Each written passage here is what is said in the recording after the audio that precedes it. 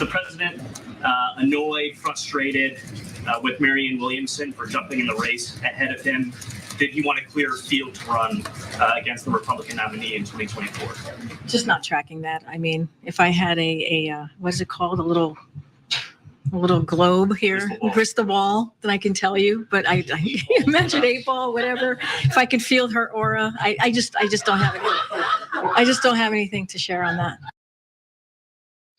Nothing to share. I wish you hadn't said anything at all on it, but here we are. That was White House Press Secretary Jean-Pierre mocking Democratic candidate Marianne Williamson. Now, obviously, they're thinking about Marianne, because if they weren't, she wouldn't have had to make that snide comment that she made. Marianne Williamson responded to the lack of respect shown by Jean-Pierre. I have made it clear in the interview after interview that President is a nice man and that I have no interest in taking political pot shots. But apparently the White House, or at least as expressed by Karine, doesn't share my commitment to the high ground. That is coming from Marianne Williamson, who is a presidential candidate in the Democratic primary. Obviously it doesn't. It doesn't. And I watched Marianne's launch video. She was very kind to this president, but in walks the press secretary talking that stuff. And I'm very curious about how the reporter asked the question too. Is the president annoyed that she jumped in ahead of him? Is this America or not America? Nobody got to get anybody's permission to jump into any race. Y'all see how that phrasing goes? Because this is designed to be skewed towards one person over another before the voters even get a chance to make a decision. America, we need to watch out for this kind of stuff. And it doesn't matter if it's happening on the Republican side or the Democratic side. It is wrong. Is he annoyed that she jumped in ahead of him? Ain't that something? Clearly, put bull in front of that, because that's what it is. And a lack of respect was something Marianne did not resort to in her official announcement. Take a look. We all owe President Biden a debt of gratitude. And we don't have to look at the announcement, but welcome to another episode of the Nick and CJ Show. I'm one of your hosts. I'm CJ. What's up, Nick? What's poppin', my friends, my family? It's good to be back. Welcome to Nick and CJ Show. Go CJ, if you don't mind, go back to that video. I want to hear what you just said. Go back like 5 seconds, because I didn't see this video. Go back 5 seconds there. Something Marianne did not resort to in her official announcement. Take a look. We all owe President Biden a debt of gratitude for defeating President Trump in 2020. But with the things that they're going to be throwing at us in 2024, we need to submit to the American people an agenda of fundamental. Pause. Are you guys serious? Are we serious right now? So remember when Marianne Williamson made the mistake of taking the first hard interview in her life, and I called her out for being weak on Biden, and then when I called her out to her face for being too weak on Joe Biden, she looked at me like, "Oh my God, I have no idea what you're talking about." Meanwhile, here you are running a campaign against this war criminal, this enemy of the working class, and they already talking about how nice they're being to Biden. This is clown shit. You have Marianne Williamson, who's running this quote-unquote fire grassroots campaign with no anger at Joe Biden. CJ, in this moment right now, Marianne Williamson is trying to run a campaign where there's no anger, no frustration at Joe Biden, but that's the person who's going to run the fire-breathing campaign that the workers need. They put in civility politics on front of the line. Look at this tells me, though, but let me interject here. This tells you that she's putting Democrats first. Yes. That's what this is telling you. She's putting them ahead of whatever the consequences is, whatever our progressive values, the bottom line is Democrats has to get into the White House. That's the bottom line. A nice revolution. A revolution with good vibes. We're going to get along with the Democratic Party establishment. We're going to get them together in a circle. We're going to pray together. We're going to be friends. And somehow we're going to trick the neoliberal capitalists to vote in their power away with the power of good vibes. Somehow we're going to be nice to the Democrats, and Democrats are going to allow us to take power. which is a story I'm going to cover later in the stream, where just another example of the strategy of taking over the Democratic Party, going just as well as we expected. Where DSA Democrats sweep out Nevada. The whole idea where I saw that. They're not going to fight back. This is why I've said that she's weak on Biden, because they're too nice to these people. We saw Bernie run a nice campaign, and the progressive movement, being the deeply unserious frauds that they are, don't learn from their mistakes. So they saw Bernie lose while running a nice campaign, and Marianne Williamson like, let's go a little bit nicer. Maybe that might work. So I have it written down too. The same thing you just said. She has the same problem as Bernie. So she may not be saying my friend Bernie. She just saying it in a different way. I mean, my friend Biden. She just saying it in a different way. So you tell me, what vigorous debate will there be when, in being attacked by the press secretary, you're still giving him a compliment? Yep. In your statement?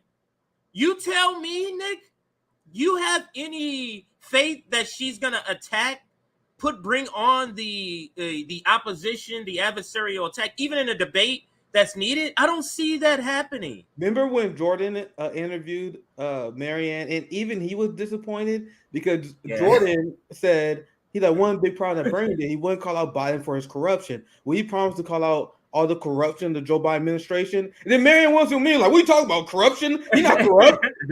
And Jordan's like, what the fuck, dude? Like, you're supposed to call out this if you're running. Even he was shocked. So and then he had to interject the lever to quell everything, to be so that she would even say, okay, I'll look into it. Yeah. He had to interject. Well, hold on.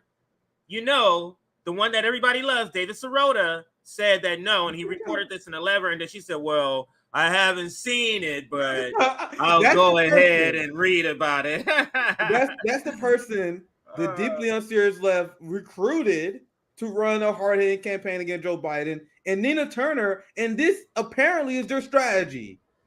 And this is going to be embarrassing to watch. Look at what Nina Turner's tone is in that video. Where, oh my God, she's so nice to you, but you guys are mean to her. So this whole election is going to be them saying, oh my God, why are you guys mean to us? Oh my God, why are you guys mean to us? Come on, we want to be part of the club. Why are you guys being mean to us? Treat us nice. That's going to be the whole election while they're talking shit. Nick, I can't believe I have the same thing written down. That's 2 times in a row. I have victimhood. That's their whole game is their whole strategy. I have that shit written down. Hey, that's why this show works. Yeah, we don't do their strategy.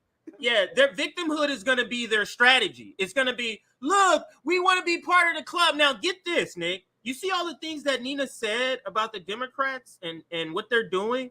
And then we're supposed to go, and then they go ahead and tell the same audience, but we have to go vote for these people. Yes. See how schizophrenic this sort of relationship is? Even with their own audience, they have to, at one point, say, Joe Biden bad, Joe Biden, and then at the same point say, well, he's good here. Look at this. Inflation reduction. Like, which one is it? Like, which one is it? And this is the problem with running in a sense like the Democratic Party. Go ahead, Nick. And Vanguard and many others was lying about the idea of Marianne Williamson doing a dirty break. And RBN, we were the only people who called him on it. That was a lie. RBN and Due Distance, I give them credit too. Yeah, RBN they did too. And Due Distance, we are the only channels that was calling these people out for it.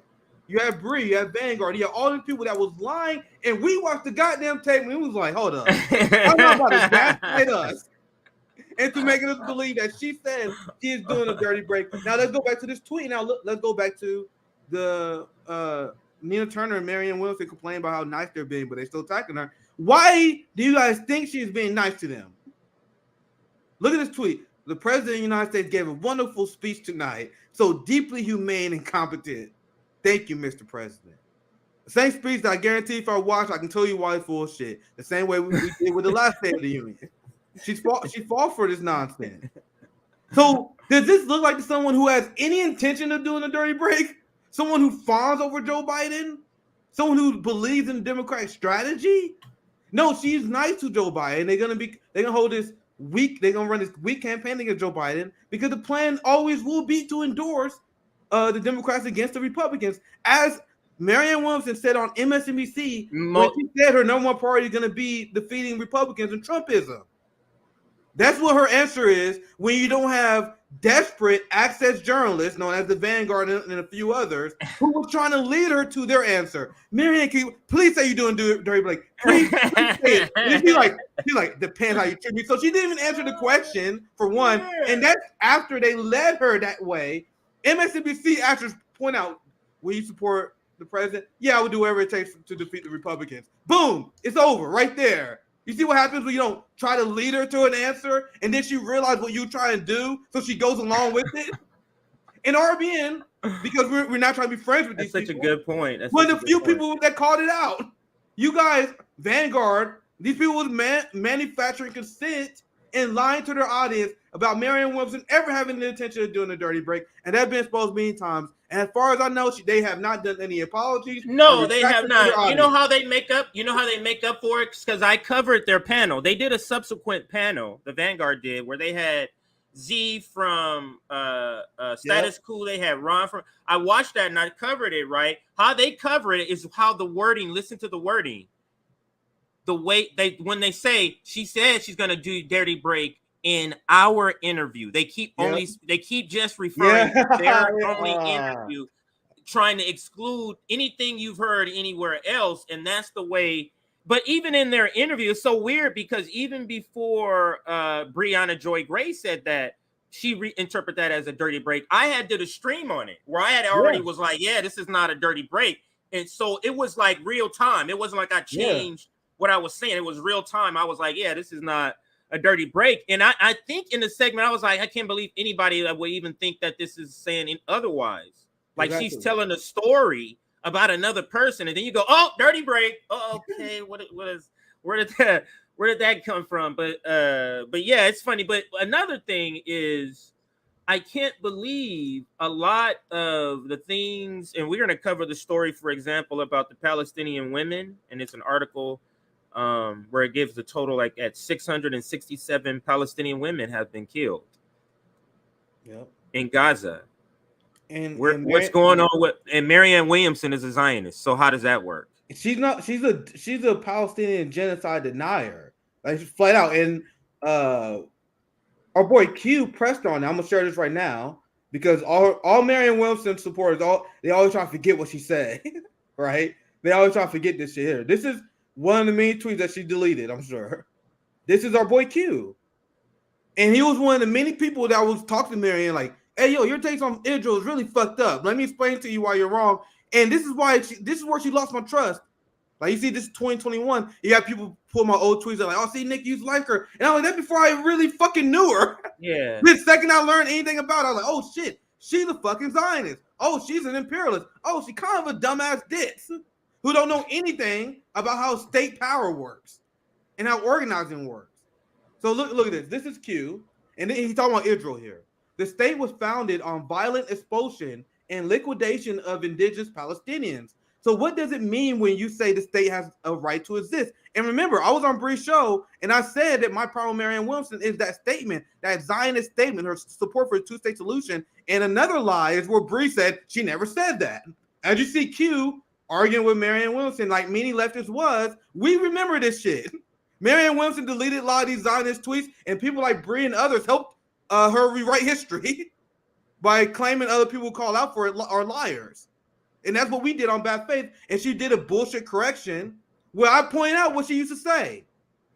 And this is what Q was talking about. He said, so what does it mean when you say the state has a right to exist? Especially considering that very state is engaged in a campaign of ethnic cleansing as we speak.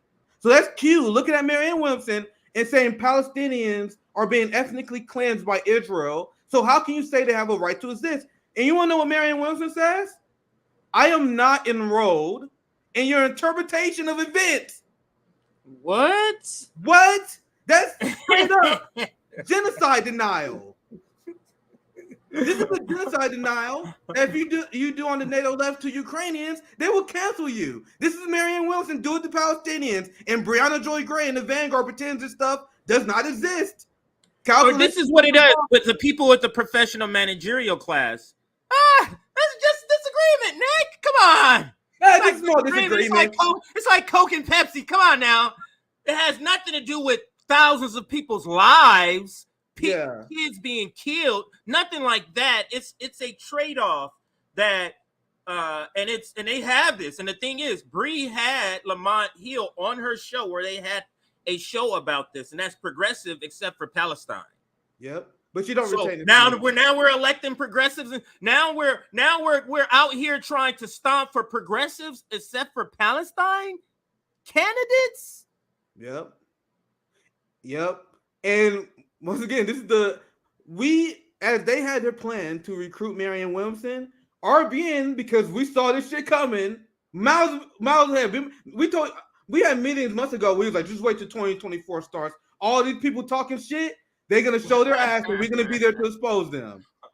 Like, you guys haven't seen shit yet, and we knew it was coming. We knew all these people that talk a big game about how revolutionary, how left they are, how dumb the Democratic Party. So I was like, as soon as this shit hits off, they're gonna fall for it again. RBN's gonna be here to wake them up, and they're not gonna take it well. And we had somebody. I'm gonna bring up this comment. I can't remember where I saw it. I think it was on Twitter, but I'll just paraphrase it, where it basically said, "Wow, this seems like this is a little overboard how you guys are on Marianne Williamson." Oh no, we ain't doing all right, and that's what I was just about to say. This is what the left media has never experienced. Yes, until RBN is that a group of people who are not just saying there's a disagreement. It's like, no, we're about to go to battle. If you think you're about to come over here and think you're about to extract some resources right here, if that's what you think is about to happen, this is about to be relentless. Yeah. You see, CJ, you text me earlier. You're like, bro, Bree waking a beast in you. You're like, bro, y'all think y'all gonna argue with me about this shit? You guys think you social democrats is gonna argue with Marxists about this electoral politics shit? See, and your point is a great one, because think about left media pre-2020. It's all social democrats, every single one of them. Name the big Marxist channel pre-2020. There's a few of them now, but there was completely shut out discourse. So as far to the left as you got on BreadTube was social democrat commentary. Now, as we know, and that we've done many exposés before, Marxism and social democrats clash on strategy and ideology. So BreadTube, who was ran by social democrats and Democratic Party sycophants, they're not used to people to their left, Marxists, criticizing them. They're used to having battles and beefs with heroes. They used to Dave Rubin, and that's your struggle. Now, this is why they get so offended. This is why they get so offended. Their reaction is so offended is because we are to their left, and the critique is to their left. So it's almost a realization of, wow, this person is to our left. And sometimes when Rome speak, I have that feeling. But then I go, oh, it's a knee-jerk reaction. Then I'll go, oh, no, he is to my left. And it's that's why I don't fall come back to reality, That's why I don't fall for the strategy. So when I saw people was mad, they're like, oh, my God, Nick, okay, I get it. Why can't we just have different strategies? Why can't we go different ways? Oh, my God, why is RBN attacking Marianne Williamson all the time? And then they was getting upset with me for criticizing Marianne Williamson. So you guys know what I did? I said, fuck it, I'm going to do it more. What I tell you guys? I'm kind of ignorant. If you tell me not to go after someone, if you say, Nick, you're not allowed to go after this person, how dare you criticize that person? I'm most likely going to criticize that person more. And that's the same thing that happened with Obama. Same thing. The same mentality is still with me. When they said, Nick, come on, you can't talk shit about Obama. Guess what? I started doing more. I started talking shit about Obama. If your attacks were not effective, if your attacks were not effective, logical, that could affect people who are there trying to sheep herd to her, you see why they would get upset? Because we're out in the field. They're trying to sheep herd. We're out in the field saying, nigga, take your ass somewhere out. Don't follow the sheep herder. That's we're out in the field. The sheep herder ain't gonna like that. Right. They used to controlling the narrative of the working class. You know how Mika Presentry said the quiet part out loud on Morning Joe, which she said her job is to control our job as the media to control how you think. The funny thing is, a lot of people in independent media took up that same ideology. Our job is to control how the left thinks. And if you deviate from this, you're red, brown lines, you're secret right wing, you're part of the Jimmy Dore left. Like they do everything they can to try and discredit you and silence you. And the reason why they don't want to speak up is because we're mostly right. We was right about Joe Biden. We were right over and over again, just like the Marianne Williamson thing. Now, you notice the response is not on the policy that you're making fun of. It's on, look how you talked. Why did you say it this way? And this and that. That's all. It's never on the substance. It's never on the substance. Never on the substance. They just want to stop talking. Yeah. They want to stop talking. That's why we got in the media, because they're not used to having the black working class critique of them. They look at Dave Rubin, Ben Shapiro, and they like, hey, look, compared to them, I am on the left. I'm a lefty. And we were like, yeah, compared to them, compared to us, you're a liberal. We don't just say it. We do segments explaining why, and that what really hurts their feelings, because they can't rebuke our segments. The same way I said, and this is going to lead to our next segment here, I told you guys why I oppose supporting Marianne Williamson. Very clearly. The same way Shama Sawan and Chris Hedges very clearly explained why they didn't support these vanity projects, Breonna Joy Gray and retain this stuff, but this is what they said on their show. And one of the reasons why I said that we cannot support electoral politics through the Democratic Party especially is because it siphons revolutionary energy and resources away from revolutionary action, worker actions, direct aid, mutual aid, and other useful shit, right? Explain this to many times. And this is the argument that many people on the boutique left cannot handle. This is the argument that Marianne Williamson called me a mansplainer. This is why she said we shouldn't vote for her. Because I said, why should we put our resources into your election instead of, I don't know, maybe Jackson, Mississippi, East Palestine? You're going to donate to Marianne Williamson instead of East Palestine? Like, there's so many different things you can donate to that instead. So, yeah, and the response to that is, go ahead. No, I was going to say the pushback, well, you can do both. $5 to No. Give $10 to Jackson. Yeah. And $0 to her. No $5. Yeah, $10. Give Jackson. If you got 10, don't split the shit and give it to her. Yeah, give 10 to Jackson. Yeah, don't waste it. And then they say, and I've seen them say this, like this is under like the Bree comment thread. There are a few people saying this stuff. They're like, well, if you believe, that's fine, because they can't rebuke the point I made, right? So if you believe in this mutual aid stuff, that's fine. But if I want to be stupid with my resources, if I want to donate to a politician, let me do my own thing. I say, yeah, you are free to do your own thing, but we are free to say you're being stupid, right? You see how that goes? We're free to try to convince other people to make sure they don't fall into the trap of doing that. But to your point earlier, and I'm going to pass it right back to you before I play the video, I posted this, Nick, and it was in response to what something that Bree said, but did not expect the response to be 500 people liking it. So it's not like people aren't agreeing with what's said in here, and I'll just read it.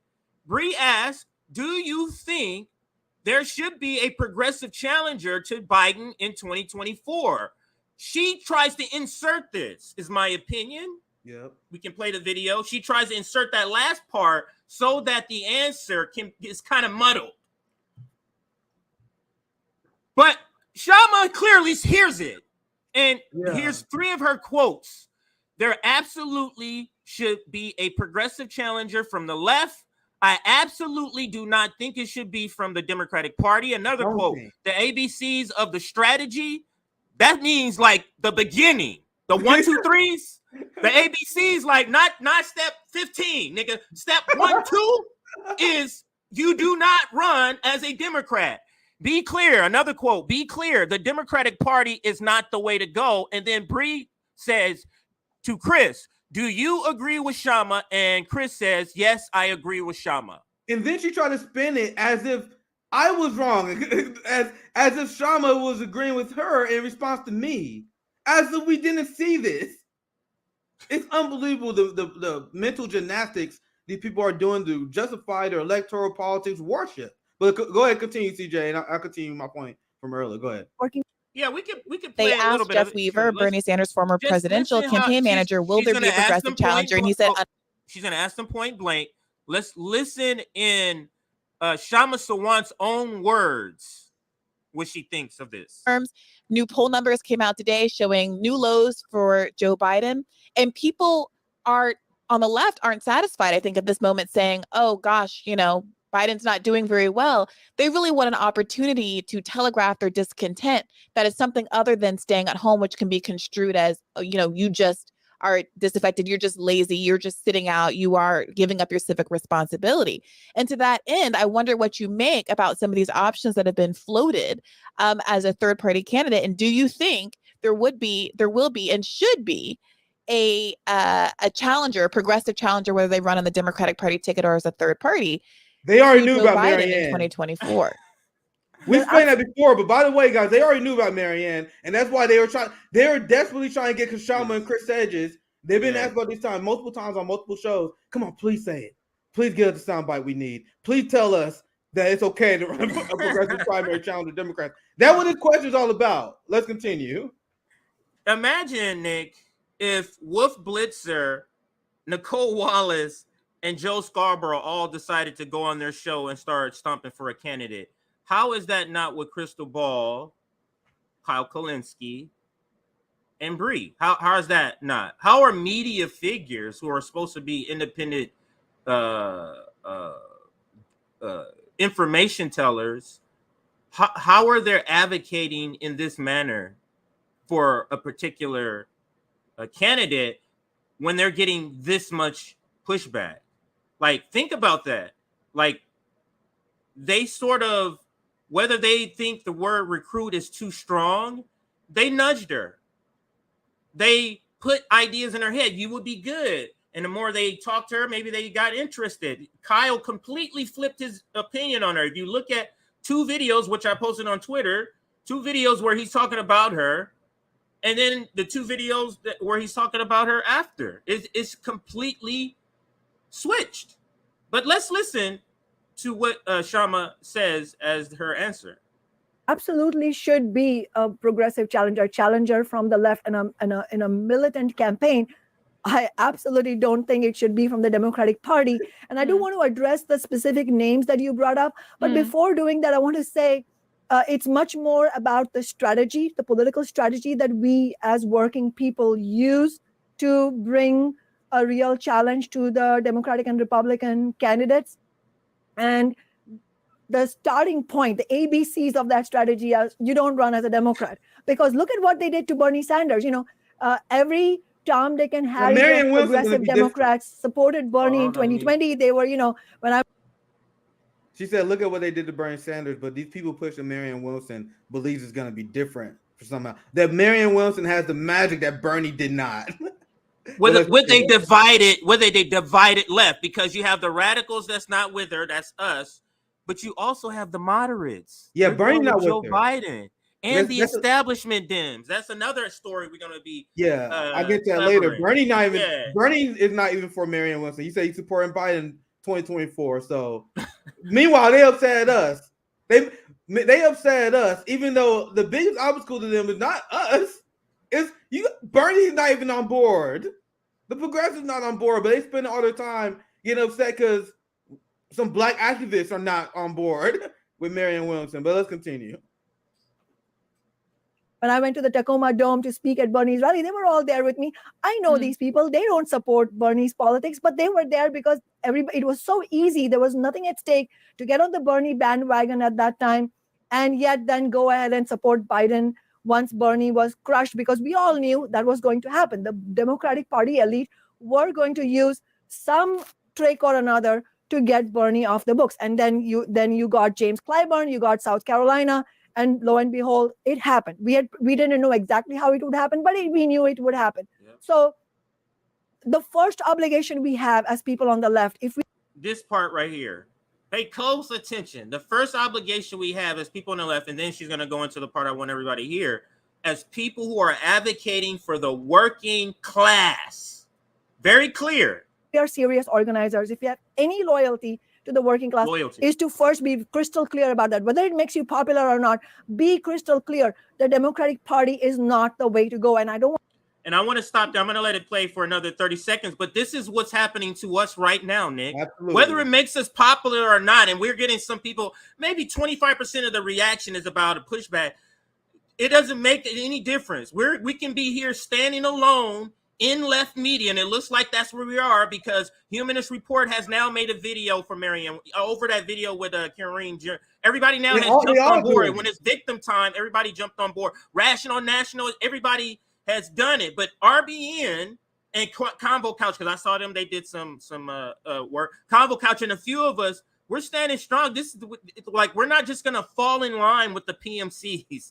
That's not happening anymore. That was over with the Bernie. We're not falling in line again with Bernie. Bernie fucked that up. And the squad fucked that up by not delivering, by not even fighting. Like JB always says, it's not even that you're losing, it's that you're not even putting up a fight, man. Go ahead, Nick. Well said. Let's continue this, and I got a point on the Shaman point, but let's continue the last point. I'll continue. Absolutely. Don't want to hear these things that people come up with on the left where they'll say, well, it's the ballot line, it's a technicality. No, this is no technicality. This is, if you don't run as an independent, you are not taking on the fight that needs to be taken on, which is to present an independent fight back. And if you don't, Bernie was the strongest expression so far of the burning desires that working people have. And I have a lot of appreciation for Bernie, but look what happened. It went nowhere. And so the question really is, can we have an independent challenge? And can we have, through that campaign, the ability to build something? I mean, one of the things that Socialist Alternative had repeatedly called on Bernie to do is, after you were crushed by the Democratic elite, don't just admit defeat, maybe launch a big organization, launch a independent political organization coming out of it. I have no doubt that had he done that, millions would have joined him, and that could have been the starting point of what could have been a political organization for the left. So it has to start somewhere, but it cannot start unless we have the most basic political clarity of what, how do we go about it? Well, do you agree with that, Professor Hedges? Because there is this argument that says, well, Bernie might not have had as much traction and movement. In an oppositional way. But she's like, I don't know. Do you agree with that, Chris Hedges? Like, you see how she says in a way, like, y'all heard everything you just said, but I don't agree with it. Like, it's so funny because this is how I'm seeing it now in hindsight. Like, now that I know that she don't agree with the strategy, she did this head fake in the summer. There's super chat. They're gonna talk about this later. She did this head fake where she was like, I'm done with this shit. Now she's all for it again. Now when she's like, at this point, she wants Chris Hedges to come in and say, oh yeah, I don't agree, Shama. I actually do believe we should at least have some presence in the Democratic Party. Yeah, she wants him. Because she has two intellects right here. And she's bringing these two intellects who are respected by the professional managerial class, but I say they may not acknowledge Shama, but they do respect her. So she has this. She has one who is vehemently no. She needs this one to be a little more nuanced and a little more softer, and that's what she was. That's what I would think she was hoping in this. But it's funny you make this observation, Nick, because I covered this entire interview months ago before any talk, and I was making the same observation, but I didn't. I didn't understand why she was doing it. And I was like, I thought Bree. It seems like Bree keeps going back to this. I was making the same observation that you're making now, way before I knew about this. So it can't be like I'm, changing. This is like contemporaneous evidence 10 months ago or whenever I covered this. Maybe not 10 months, maybe more like 6 or 7 months ago. But anyway, let's let her ask the question to Chris and hear the answer that he gives. How do we go about it? Well, do you agree with that, Professor Hedges? Because there is this argument that says, well, Bernie might not have had as much traction and movement energy and been as exposed to as many people if he hadn't run as a Democrat, if he hadn't been on the debate stage, and that the path might be run as a Democrat, but when they start asking you those questions about will you vote for the eventual nominee, do what all of the corporatists did when Bloomberg got in the race and say, it depends if it's Bernie or not, right? So go ahead and say, no, I won't pledge my allegiance to you. Say what Trump said. No, I won't commit to that right now. And instead go ahead and pursue a third party the way Shama has just described if you end up being kind of pushed out the way that Bernie was. Do you see how it's an if in the question? not just that should just be the strategy. So understand from the PMC class, there has to be a hurdle that's covered in order for even to do a dirty break. And guess what? Guess how there would be definitely a disagreement. So even if she said it, if they do that, do you understand that there will be a different disagreement and when it's time? 2020? No. When it's time? And my bad. Let me let Chris finish. My bad. Chris says it right here. So here it goes. If you end up being kind of pushed out the way that Bernie was in 2016 and 2020. No, I agree with Shama. And in fact, Shama and I were with Bernie the night before the climate march in New York City. This was back in, what was it, Shama, 2016, I think. It was 2014, actually. 14. And Shama was pushing Bernie to run as an independent. And it was fascinating to me that Bernie responded by saying, I don't want to end up like Ralph Nader. We have a bunch of left people in office who are PMCs who ain't got that gut shit. They didn't got that, Jenny. I mean, they didn't got that, Nick. They just don't have it in them to be that type of, like, they don't have that. That's the problem. And it's the same issue. It's the same, sort of the same, like, reticence that Bernie Sanders has in critiquing. You notice this, Nick, and I'm about to point this out. You notice how the Bernie Sanders industrial complex is very particular about critiquing Bernie Sanders in the same way that Bernie Sanders is very particular about critiquing Joe Biden. How can we ever get anything done? Go ahead. Yeah, that's why I asked Marianne Williamson straight up front. Well, I was like, not an interpretation. I told her exactly why Bernie's a sellout. I said the Bernie Sanders movement was a massive waste of money, and we should do it again. That's when Marianne was like, I don't agree with that. I don't believe in that. And then later she was like, I'm not trying to apologize for Bernie. I'm like, I didn't ask you to. That was your reflex. My question is, why should we invest money in the Bernie campaign again? You reflectively defended Bernie because you guys are in a cult where you guys have to tiptoe around his massive betrayal. No criticism allowed. And if you're not critical of what Bernie and AOC has done, how am I to be sure you're not going to do what they did? If you have no criticism of Maxwell Cross, if you had no criticism of Rashid Tlaib, Ilhan Omar, that's you telling me that I think what they're doing okay, and I'm going to follow in their footsteps. Like when the intern said, if you're disappointed with the squad, you're going to be disappointed in me. Right? So I was like, all right, I'm done. Because you have faith. You showed me your hand. And that's what she is doing. Now, to this point, this is why we got to continue hammering this. This is going to continue to waste our resources. And this is what Bree said to me the other day that made me want to really crank up the public discourse on this conversation. And as I did that, CJ, no, they try to intimidate me into silence. Someone even got Bree to go after me, right? Then after this, you saw I doubled down. I was like, nigga, I'm about to make my argument even harder now. Y'all think y'all gonna come after me for being right? And then now it died down. They're like, oh shit, leave that nigga alone, bro. Don't fuck with him on this issue because he know his shit. I know they don't want to deal with it. They don't want to engage with us. They don't want to invite us on. And that panel that you talk about with Vanguard about Marianne Williamson, they did a tweet where they're like, who should we have on our panel? Ton of people tagged me, and they're gonna pretend they didn't see it. Because they only wanted sort of light pushback people on the panel. They didn't want any radical people sort of stirring it up. Yeah, no. So this is the point I want to get to again, because I'm not going to rehash this whole thing. I did coverage on this yesterday.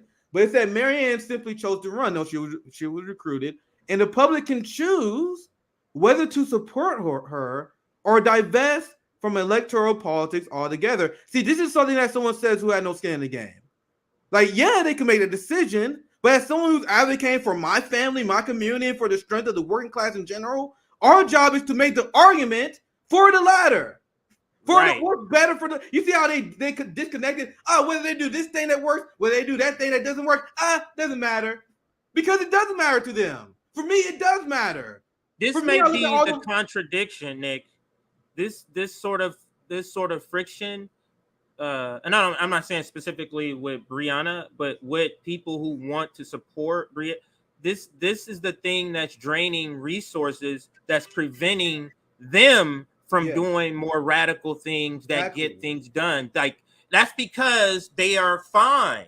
They don't need the things they're advocating for personally. This is why they can sit and wait and just have strategies to eventually get there like it's a game.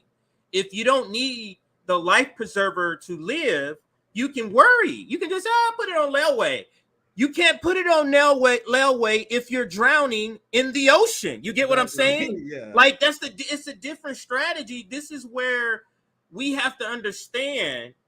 And I think RBN is here to educate ourselves and re-educate people that our alliance reformists are on specific issues only. Yes. We are not on their team as, hey, Kumbaya. That's not what this is.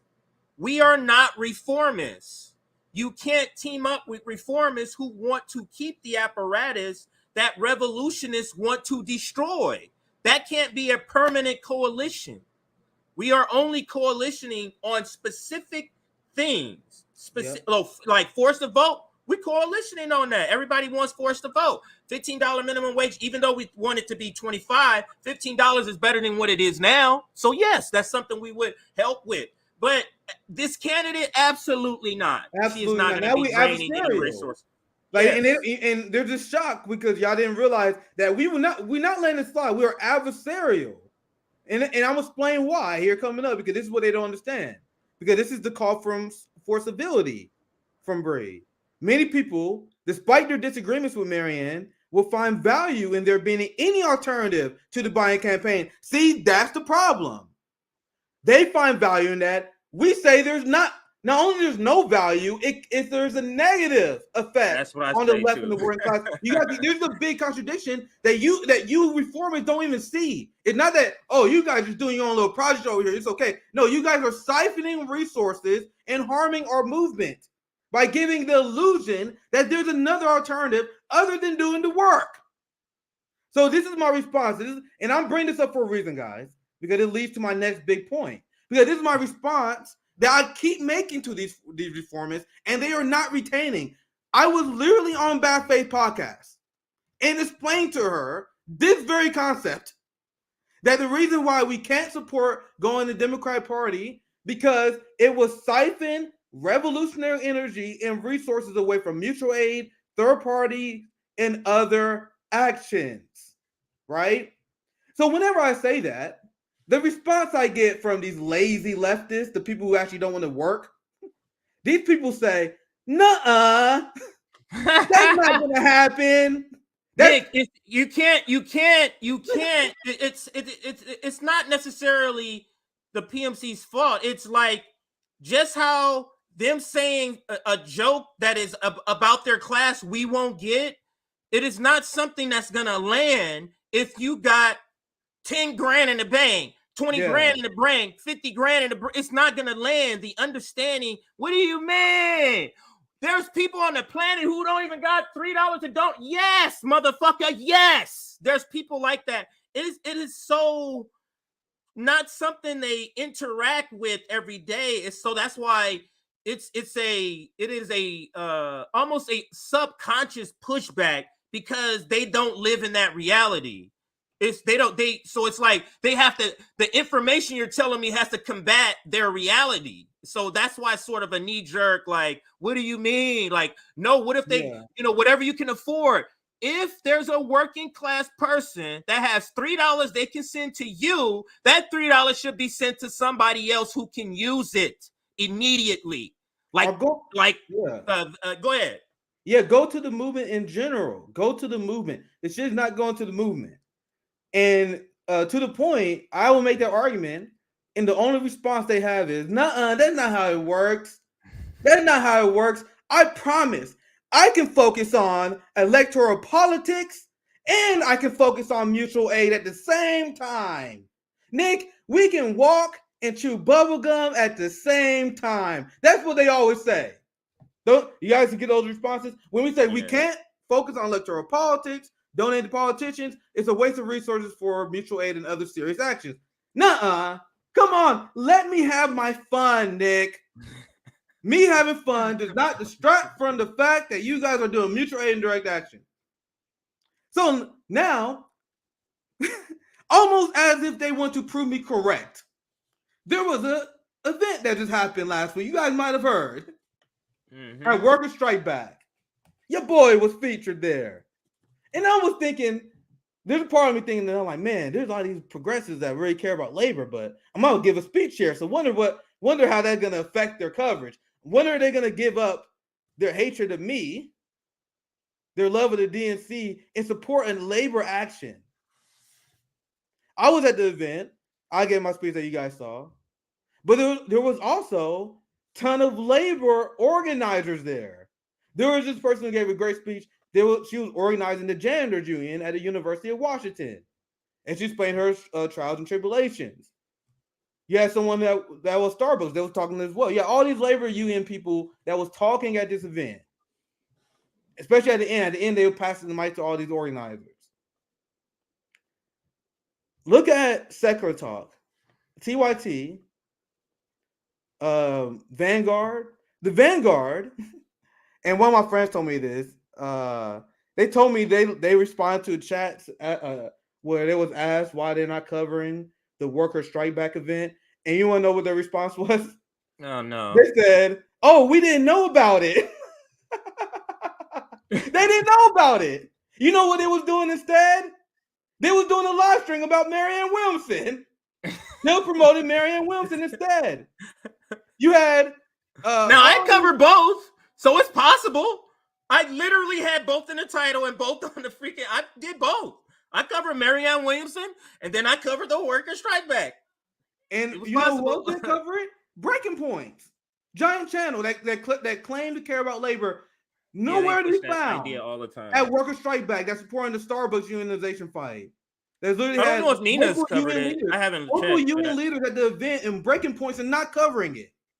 Vanguard didn't even know it was happening because they were so focused on fighting for and defending Marianne Williamson and getting access. So remember my original point, guys, where I said that electoral politics drains time, energy, and resources. Hey, Vanguard, Gavin, maybe, just maybe, you would have known about this event if you wasn't so invested in electoral politics.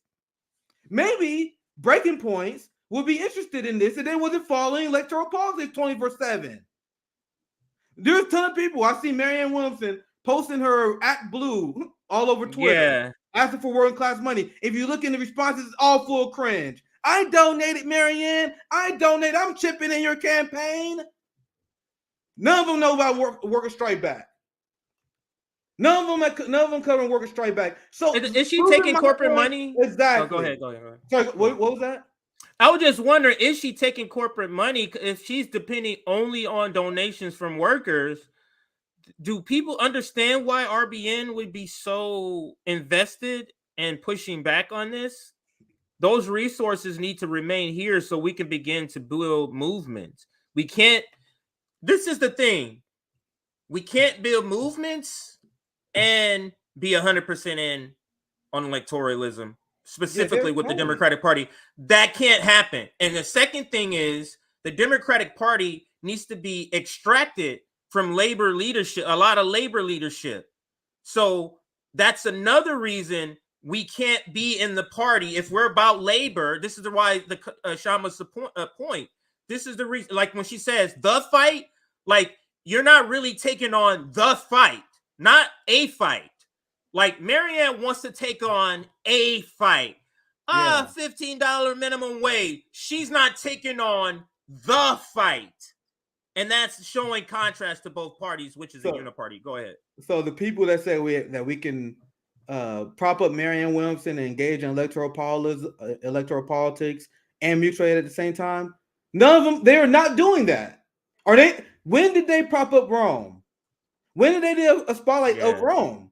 Where are they covering mutual aid? So this thing they keep saying that we can do both, they literally are not. So can we acknowledge that? Corporate media brought Rome on twice. Rome has been on corporate media twice, but you mean to tell me Vanguard ain't heard of Rome's work? You mean to tell me all these channels haven't heard of Rome's work, but they claim that's what they're for?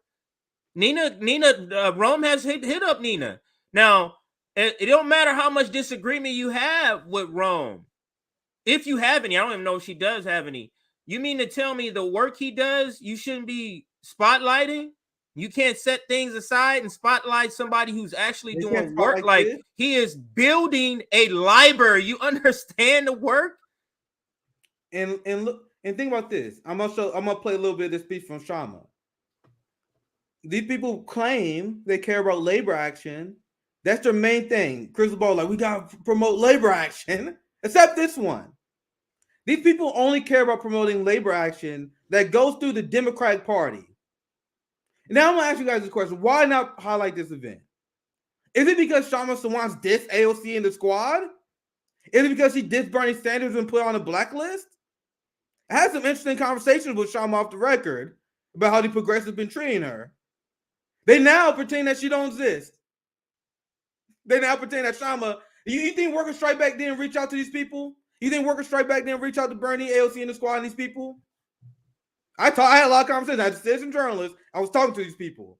They did, trust me. All of them shunned them.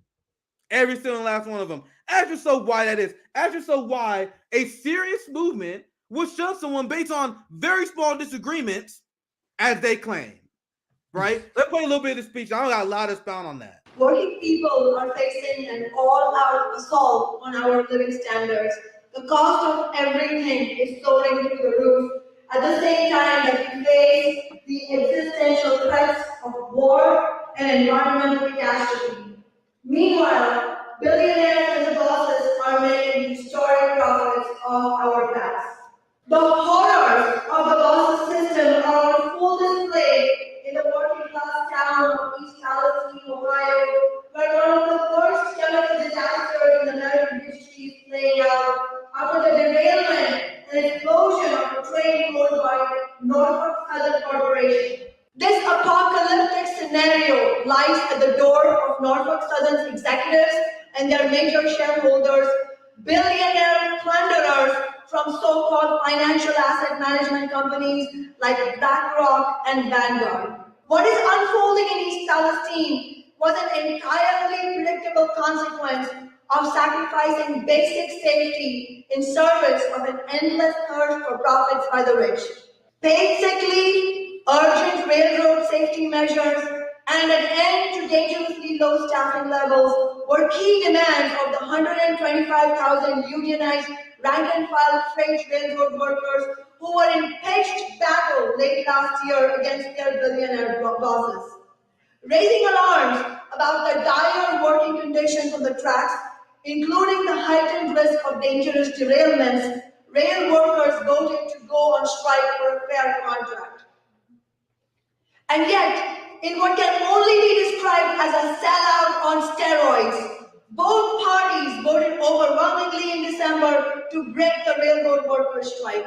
Even the so-called progressives, including Alexandria Ocasio-Cortez and Pramila Jayapal, chair of the Congressional Progressive Caucus. You hear that? You hear Shama Sawant commit the deadly sin of criticizing AOC and Pramila and calling them out for being strike breakers. Now, my question, as I asked you guys before, why should we give these people benefit of the doubt?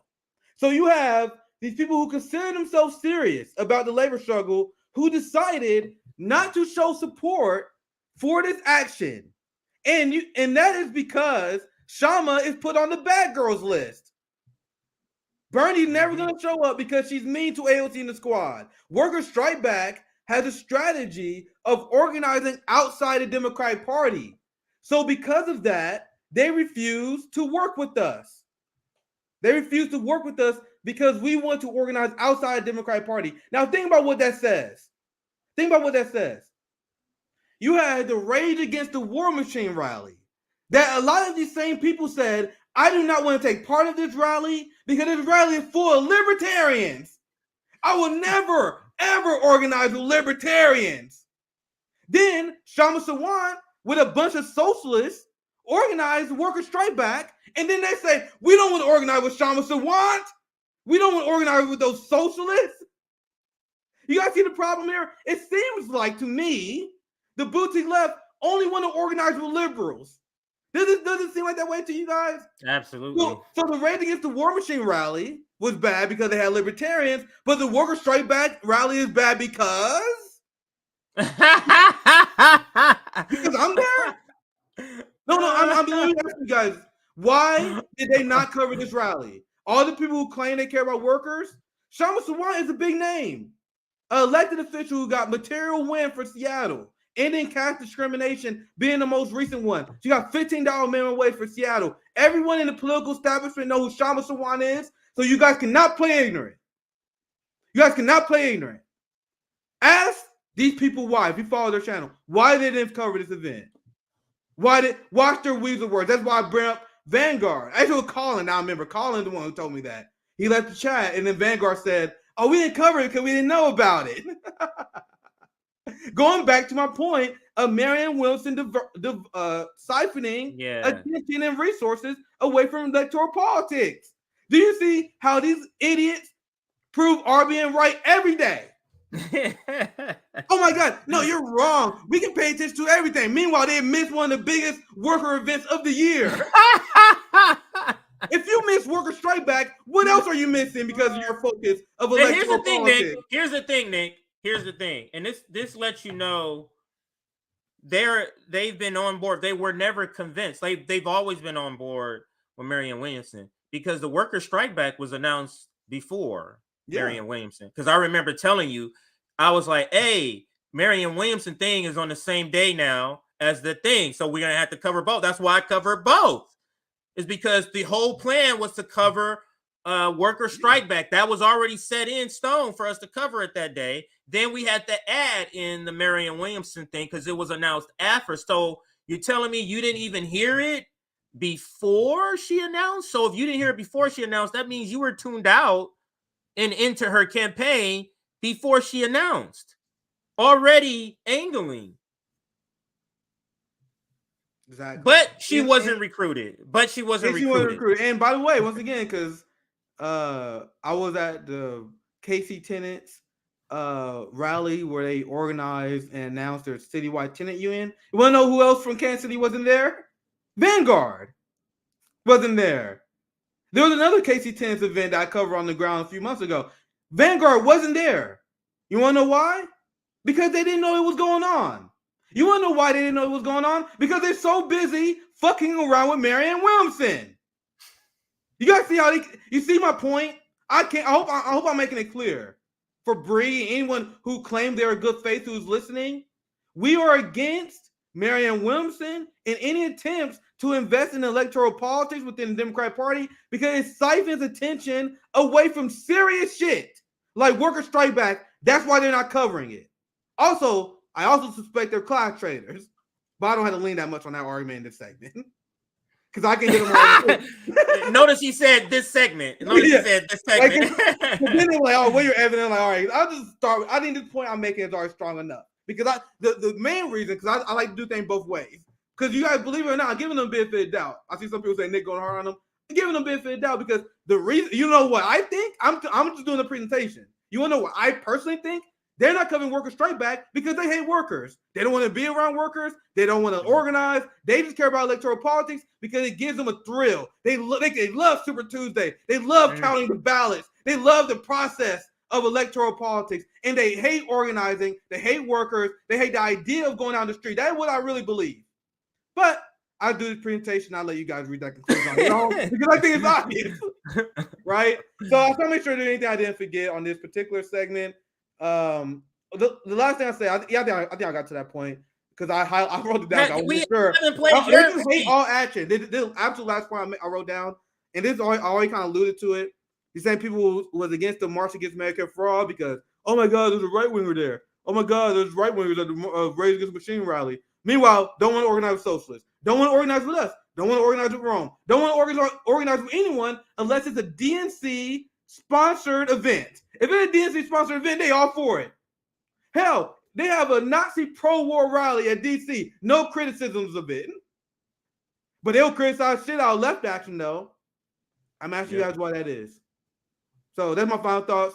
And I think this story relates to the Nevada story because it connects to why the strategy of taking over the Democrats is a failure. But I'll pass to you for announcements and then we can. Yeah. I was just saying, let's do that story and then we'll do some announcements.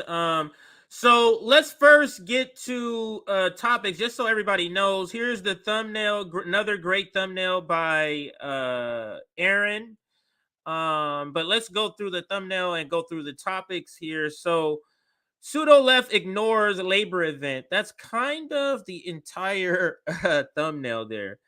But we're also going to talk about Kyle Kulinski goes harder at progressive Democrats over Williamson than Palestine. And I'll show you the video. And let me take the graphic down now and continue with some of the topics here. Palestinian women struggle against endless Israeli crimes. We'll be covering that. And then debunking Marianne Williamson. Marianne Williamson overlooks Sanders Biden endorsement. And Nick pointed this out. We'll show his tweet where it's pretty funny. They're all cheering and she gets a ton of likes. Thank you, Bernie Sanders, because Bernie Sanders says something nice about the campaign, but they all skip over the part where Bernie Sanders is endorsing Biden.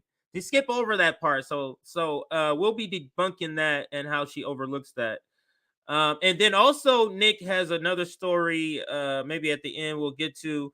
DSA swept out of power. Oh, no, that's the one we're getting to next. So DSA swept out of power in Nevada. That's the one we're getting to next. Our website, let me give you that. Here is our website. Make sure you check it out. If you want to see little write-ups about our background, give a little history. Some of us give a little more history than others. So that's there. Then we have our email, info@revblacknetwork.com. And if you didn't get a chance to see, we now have memberships. So you are now able to join our memberships, $3.99 a month. We're at 214 likes, but we're at 400 people watching. So let's bump that up to like 350. Let's get to 350 likes. If everybody hit that like button, Nick and CJ show would really appreciate it. We have crossed 31,700. So thank you for everybody that has subscribed. And I think I got one more thing here. Oh, yeah, Substack. And last point is, here is our Substack. If you want to get notifications when we go live, like we got the Danny Haifeng interview tomorrow. We got the Jimmy Dore interview. You want notifications for all of the Jimmy Dore interview is going to be on Saturday. So you want notifications for all of that. Join our Substack to get live notifications. And also when we drop clips. All right, Nick, let's get to that Nevada story. Unless you saw super chats. I didn't see any super chats. Let's do the super chats here. Thank you for the $5. Bernie Sanders, AOC, and the squad. And unfortunately, also Nina Turner are part of the immune system of the power structure. Absolutely, we explain many times the roles that they play. Their role is right now that they're playing really aggressively is to get the kind, gentle face on the Ukraine proxy war.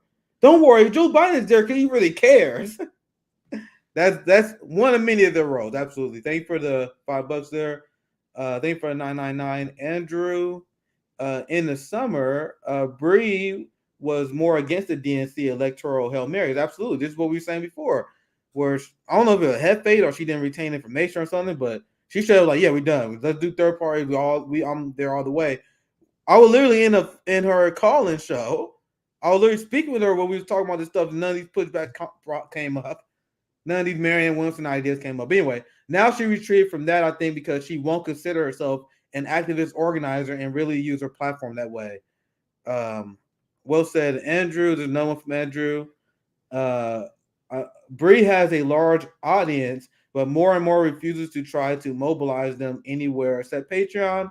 She said she'd help Ralph do Medicare for All and then bailed. Interesting. I didn't know about that part. And I think it's Andrew. If I recognize him, I was hanging with him in Seattle. You guys seen him on Nick at Night. Our friend Andrew, friend of the show. Thank you for the $5. Luke totally sucks. Give, sing, go. Just stole back 1,600 from Combo Couch. Retweet Fiorella's tweet about that. Pasta would be lying to get to Cuba. Well, thank you. I don't know the context behind Give Sing Go is a name. It's the name of a app or something. just stole $1,600 from Convo Couch. They were using that money for pasta to travel to Cuba. And they took the money because I guess maybe it's related to her reporting. You know how they just confiscate money like they do with the Cash App and stuff. And I think that's what that tweet is saying. That's how I read it. I have heard of Give, Send, Go. Yeah, I didn't. It's like an alternative to like Cash App. It's like an alternative to Cash App. So we can start this next segment now because apparently RBN is like the only channel that thinks about strategy. Everyone is all about vibes. Take over the Democratic Party. Let's run another election. It'd be fun, man. We had fun, didn't we? And there are people to this day that still put a strategy of taking over the Democratic Party, which I admit I did believe in the strategy at a certain point. I did too at a point. But I'm like when you try something, it doesn't work. You're supposed to move on and try something else. There's nothing wrong with getting something wrong and then adjusting and correcting yourself. I did that. I'm sure everyone has done that. But we have seen so many examples of this strategy failing. It's literally insanity and have next to zero patience, as you guys can tell, for people who still advocate for this nonsense for the workers. So you have the Democratic Socialists in Nevada who won power. And I remember being on the Bernie campaign and being like, damn, this is a good news. This is a good story. Holy shit. The Democratic Socialists took over Nevada. And then that story became a way for social democrats and incrementalists they use that to weaponize against radical voices. I remember this clearly to this day when Force the Vote was going on, when we were trying to tell people to leave the Democratic Party. They said, we can't do that. Have you guys seen how successful they was in Nevada? We got to emulate what they did in Nevada in all 50 states. I remember them saying that to this day. Why Force the Vote? We need to invest in electoral politics so we can take over the party. So there's all these stories. This is what the reaction of the neoliberal wing was when this happened. You had the entire Democratic Party quit. There was a lot of funds that was stolen just outright. They had to create their own accounts. They were locked out of DNC accounts. People in crucial staff positions quit. Pretty much the Democratic Socialists had to start from square one, which is not necessarily a bad position to be in. But look at this here, because I'm showing this in a certain order. I almost kind of spoiled that one there. But this is from 2 weeks ago. Now, I have followed this story from a distance. I didn't really cover this a lot on the show because I think covering the electoral politics of Nevada was that important. But I followed it from a distance. I remember seeing people saying, oh my God, there's so much infighting going on in Nevada. See, this is why Democratic Socialists shouldn't be part of the Democratic Party, because they lead to infighting. And this is what the Marianne Williamson supporters don't know is coming. Like, if Marianne ever did start a poll challenge, people like Bernie, you're going to see Bernie playing his role here. You're going to go after her. You're going to have progressives go after her for being divisive. And that is what they did to the progressives in Nevada. So Nevada took power. The progressives in Nevada took power. And let me share this tab here. And then there were stories that followed and said, oh my God, this project is horrible. And what many stories I thought left out, like this one did, if things went bad in Nevada in the Democratic Party because the neoliberals refused to work with the Democratic Socialists. So even social democrats and Democratic Socialists, they are going too far for the Democratic Party to the point where they will tank it to Republicans. So because of this disorganization, there were candidates that were struggling being funded because the neoliberals decided to take the entire project. They decided to take the entire project, which led to an underwhelming performance in Nevada. So now the Democratic Socialists are taking blame for that. And guess who's here to play the role for that? Here's Bernie Sanders, the guy they can't get mad at. They didn't get mad at us, though. Sanders supporters, and this is Politico, because there's a story. You can find many like this. Sanders supporters took over Nevada Democratic Party. It's not going well. The senator, this comes from Bernie, let it be known he's unhappy with the work of his followers. There's Bernie doing it again, throwing his supporters under the bus.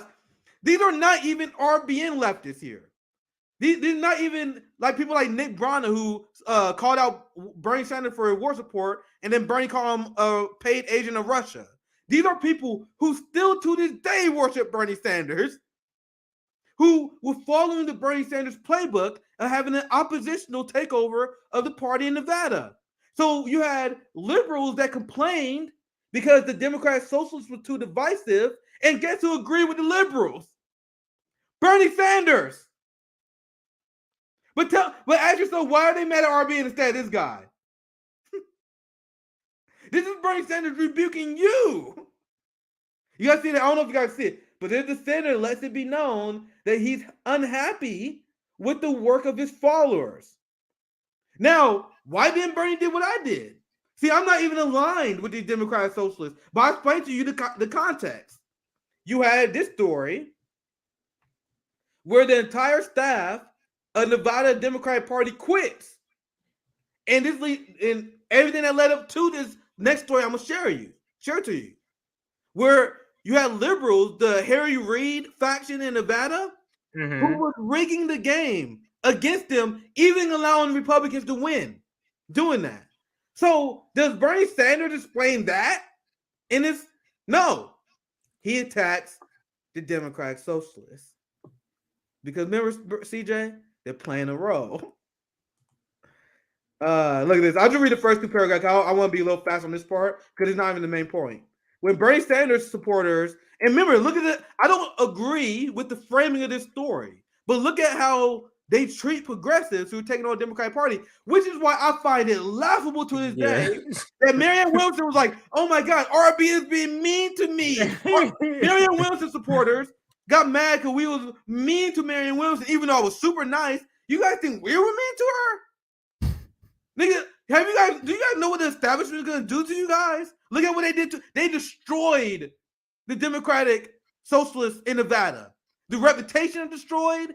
The leadership, friendships are ruined, and explain a lot of this in the stories. Bernie Sanders attacking these people. Imagine you worship Bernie Sanders. That's your hero. And now Bernie Sanders attacking you.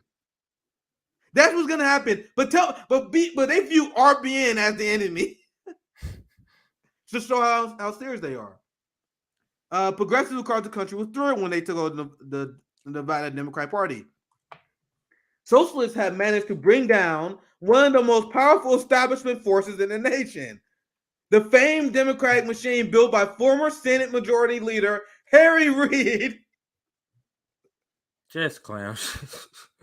So I'm showing this because I let y'all know I do not agree with how I have my disagreement with the Democratic Socialists of America, but obviously I do not like the framing here. Because the framing here that they have is, oh my God, these fucking socialists took over and ruined everything. If only Harry Reid was in charge. But you want to know who accepted that framing? Bernie Sanders. Throwing them under the bus. The senator is pretty disappointed in Judith's chairmanship. Bernie is directly attacking this person. Judith Whitmer, the chairman of the Democratic Socialists. And she was attacked relentlessly in the media for being divisive. And to be honest, I'm not on the ground. I don't know what's true. I don't know what's not true. But I know what the dead fact is not true comes from the establishment. And they say, oh my God, Judith Whitmer is divisive. And they call her divisive because she criticizes neoliberalism. She promoted progressive policies. So that's why they say she's divisive. But Bernie is going along with it. So, and now he said he also disappointed around her failure to build a grassroots movement in the state. And then Bernie says, a lot of us feel sad about what could have been. Dude, Bernie is dragging these motherfuckers. But you guys think we're mean. He said it was a big opportunity for Bernie aligned folks in the state to prove some of the folks in the establishment wrong, and that hasn't happened. Bernie leaving out this part once again. And I'm sure there was a ton of mismanagement. Obviously, their strategy is incoherent. And this is why I'm doing the story telling you why you can't take over the Democratic Party. But Bernie is leaving out the fact that the Democratic establishment rigged the game against them. Why is he doing that? This speaks to, Nick, this speaks to what you pointed out to her directly. This is the cult of Bernie Sanders. Yes. He can do this sort of critique. They're just overlooking. I was looking over here when he did that, so I didn't see it. So I'm not at all going to acknowledge it. He does stuff like this all the time, and they just turn their heads and pretend like it didn't happen. But then if he barely says one word about something good, oh, did you see Bernie Sanders say this? And it's all over it. Yeah, it's like, man, this is so lopsided. The way And I'm asking you guys, because you guys cover this more than me. You guys follow this stuff more than me. Is Kyle, David Pacman, T.Y., are they covering this betrayal by Bernie Sanders, other Nevada socialists? And I'm asking you guys a question. I don't even know they're even covering this. Like, I don't even know they're even covering this failure on the Democratic Socialists in Nevada. Don't know they're covering it. And even they are, I promise you, they are not telling their followers what Bernie is saying here. Because they're screwing them over, not us. We're not part of this program. We're done with the Democratic Party. These people are following the Bernie model, and Bernie still threw them under the bus. That's what I found amazing when I did this. Now let's get to the main story, because that was a side point where I saw that. That was crazy. And that also going to lead to a story we're going to do later. Meanwhile, they're mad at RBN, but Bernie Sanders is not supporting Marianne Williamson 2024. AOC not supporting the progressive primary races. And so I'm asking you guys, if these people are serious, which they are not, as I explained before, why are they more upset at people like Jimmy Dore instead of Bernie Sanders and Rashid Tlaib in the progressive movement that is literally throwing them under the bus? They are more upset at Jimmy Dore than they are Bernie Sanders. Deeply unserious. So let's get to the main story, because I want to tie all this together. I know my presentation get long sometimes, but Democratic Socialists swept out of power in Nevada.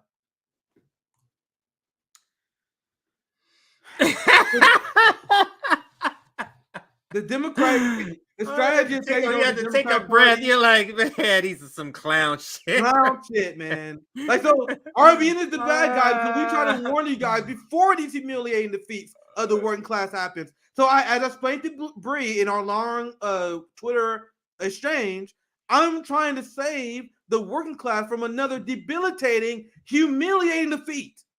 Socialists in Nevada right now is being dealt a humiliating defeat of the working class in Nevada because of this. Look, this is just one story. Type in Nevada Democrats.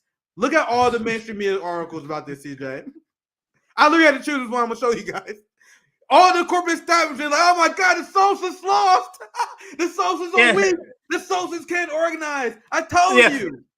Meanwhile, Cy Hirsch drops some news on Nord Stream pipeline. It's crickets, but when they see the left fall down, they want to point it out and spotlight it, because the weak in the narrative of the duopoly has to be amputated, has to be weak, has to be fragile, has to always be losing, looking like clowns. Yep. Go ahead. Sorry. Now, it said the Nevada Democratic Party chair, Judith Whitmer, faced heavy criticism from a number of key figures in the state party and lost support from some of her former allies. Once again, talking about Bernie Sanders here. You see how the role Bernie and them play? Bernie and them come out against them, then me and say, they even lose support of Bernie. See? And then the people that was upset with her are the Harry Reid Democrats, who called them divisive because of their policy. Bernie doesn't explain that, though. Last one I read here. Let me share this. Now, look at the result of the attempt of taking on the Democratic Party. Harry Reid, the Harry Reid machine is back in power in Nevada. Wow. Just terrible. Terrible. So, for the people like Bree and others who believe that this strategy of taking on the Democratic Party is just, we just doing this little innocent run. Let me ask you guys this question. I would love some fact finding on this. I need some.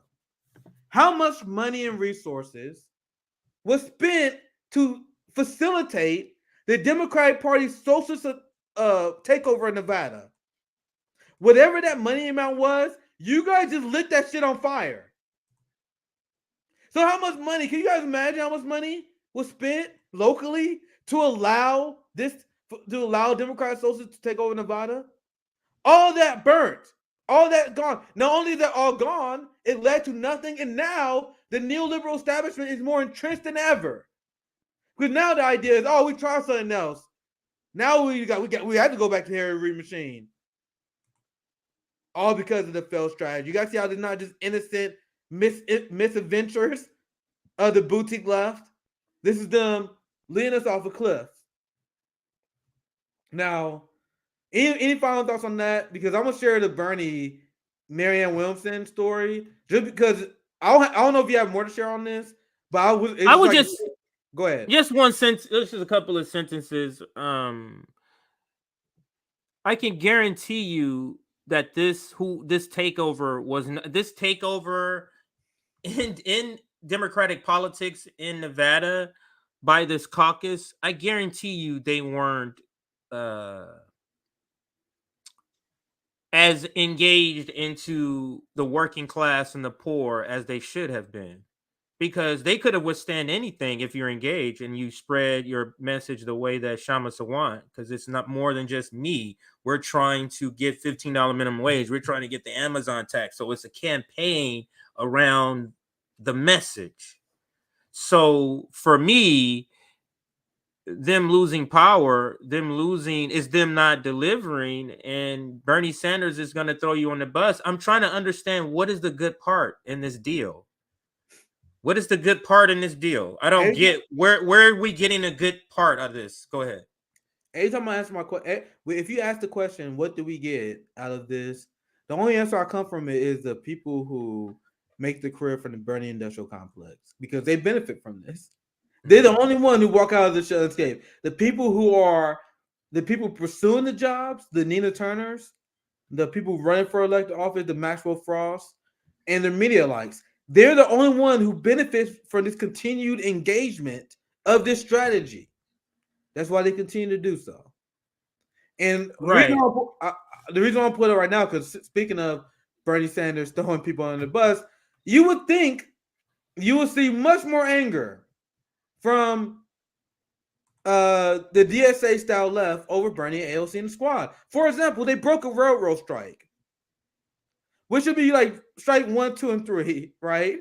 Where you should be going after them. Okay. Your guys' strategy was to take over the Democratic Party, so why is AOC not endorsing progressive primary challengers? You guys know that she didn't endorse Cori Bush the second time around because she was on some Green New Deal panel with William Lancey Clay.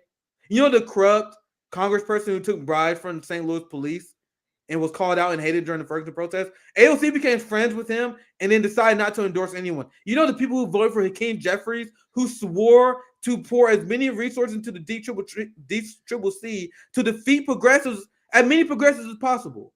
Guys, I don't support taking over the Democratic Party. I am speaking on their behalf.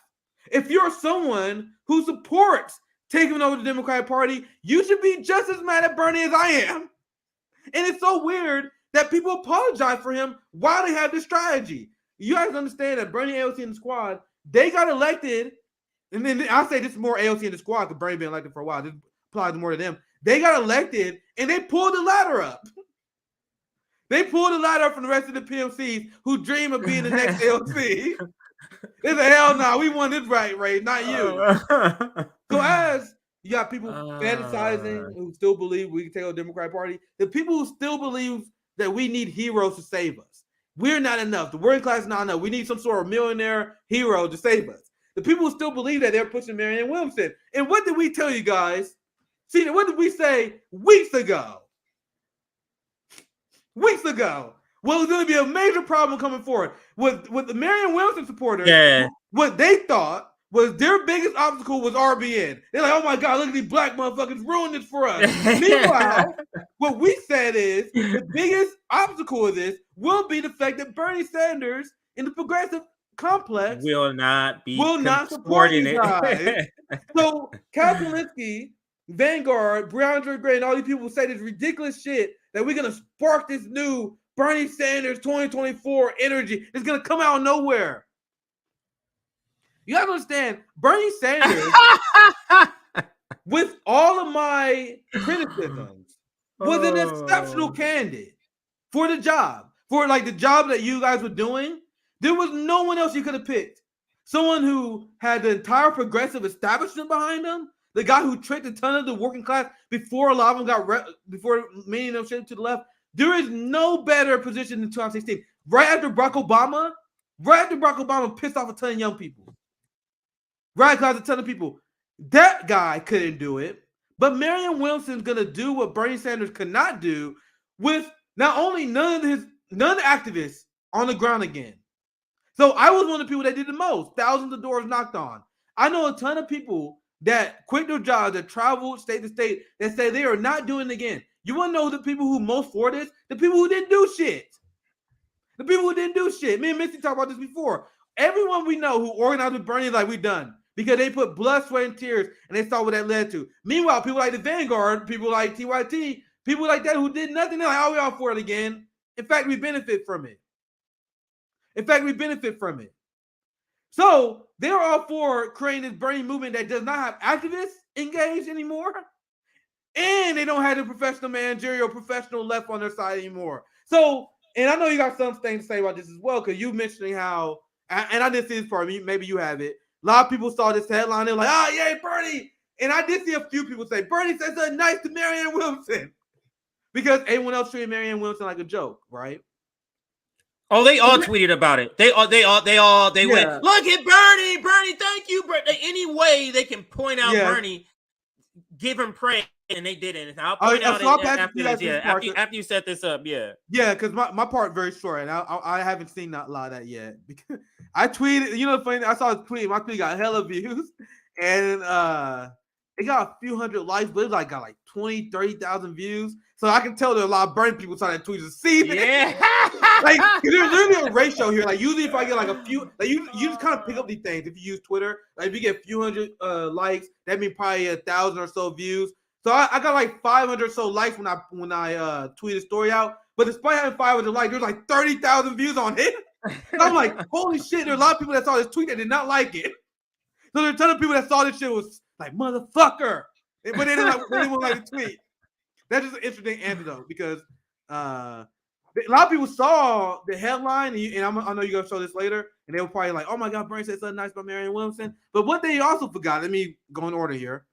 Bernie Sanders says Marianne Williamson will run a strong campaign and raise very important issues in 2024. But it's not Ukraine, though. Very important issues, except things that the commander-in-chief is in charge of. Anyway, that's not the point. They pick all day, right? So I'm skimming this, and I'm thinking like, all right, is he supporting her though? That was my first reaction when I read the story. When I saw the headline, like, is he supporting her though? So I clicked the article. Guess what I found immediately? That apparently Kyle skips over this because he goes to the same article and he quickly skips over this part. I didn't see no one. I didn't see none of the left reactions to the story yet, so I can't wait to get to your part of the segment. So this is my last part add because I'm pretty sure I got more to say to your part. Bernie has said he supports Biden in 2024. Marianne Williamson 2024 is dead on arrival. Exactly what RBN said months ago. When the rumors floated. What the first question we asked on the channel? Is even Bernie, are they even on board with this? So what the misleading picture that Cal, Crystal, Bree, Vanguard, they're painting on the channel is that RBN, that we are rejecting the return of the Bernie movement. We're rejecting that, CJ. No, what we are doing is we are telling them that shit is dead. And they are serious, and they need to wake up from this dreamland where the Bernie coalition is still alive. You giving a CPR to a dead body, and we keep telling you it's dead, it's dead. Stop. And then they look at you like we killed him. This CPR to a dead body. We're like, man, that person's dead. They're like, oh my God, why you tell me he's dead? They get mad. Like, we killed the motherfucker. That's what they do to us. We're telling you, this strategy not only dead because activists like us are not on board. It's dead because Pramila Jayapal and Bernie Sanders can't stand you guys. And it's embarrassing to watch you guys praise Bernie every second of the day. You guys refuse to criticize Bernie Sanders. Meanwhile, he don't want to be seen with you motherfuckers. He was like, he saw Marianne Williamson run. He's like, good luck with that shit. I'm with Biden. No, back to you, I want to see your part. Yeah. I mean, similar, same story, but similar, but the same story. But let's go to the headline. And so this is what she tweeted: the same story you just read, without talking about him endorsing Biden. So I don't know if by omitting that, I don't know because she's not the only one. A bunch of people did this. I don't know if she's trying to give the impression for people that's not going to read the article, they're just going to look at the headline. A good amount of people are just going to do that. Oh, that must mean Bernie Sanders. That's not what he's saying, because she doesn't make any mention of that. And this is what she said. I'll read it for those that are just listening and can't see the tweet. Marianne Williamson says, "Thank you, Bernie Sanders, for the light you shed on issues and the respect you show for all." Now, I don't know. Now, it got 5,000 likes. Now, I don't know how authentic that is because this is campaign season, so these could be paid likes, but let's just give her the benefit of the doubt. At least there's 5,000 people who like this idea that he's at least shouting her out, which, I mean, I guess it's throwing a campaign that literally has nothing to bone. And I guess that's one way maybe that's the way she's looking at it. But yeah, that's what I wanted to show you. Let me take that down. So this is why I said this is. I literally told her why Bernie Sanders was a disappointment in her stream, and this is why I said if you can't even diagnose what's wrong with the squad and Bernie Sanders, that shows me you're going to make the same mistakes. Yeah. Bernie Sanders can throw your campaign under the bus, and you still say, "Thank you, sir. Can I have another?" That means you are preparing to do the same shit that Bernie AOC did, completely throwing the outside game under the bus. That's so pathetic, And I wonder if the Marianne Williamson supporters, who also are one of the people who are like allergic to criticizing Bernie, like Kyle, like Bernie kicked that motherfucker off his own show. We still can't criticize him. Like Marianne Williamson coming in mansplaining. I never let that shit down. But Kyle, he still cut for Bernie. So will Kyle at least do a segment calling out Bernie Sanders if he doesn't endorse Marianne Williamson? And I saw a lot of Bernie people in cult mode. They said, "Oh my God, well Bernie, did not him say he would endorse her? Oh, you sweet summer children." So let me get this straight. We have South Carolina first. Marianne Williamson is going to get mollywopped in the first state by 80 points. Then Bernie is going to endorse her. Is that what you guys are telling me? Yeah, because I thought in response to my tweet, when I tweeted out, people were like, "Well, this doesn't mean he's not going to endorse her later."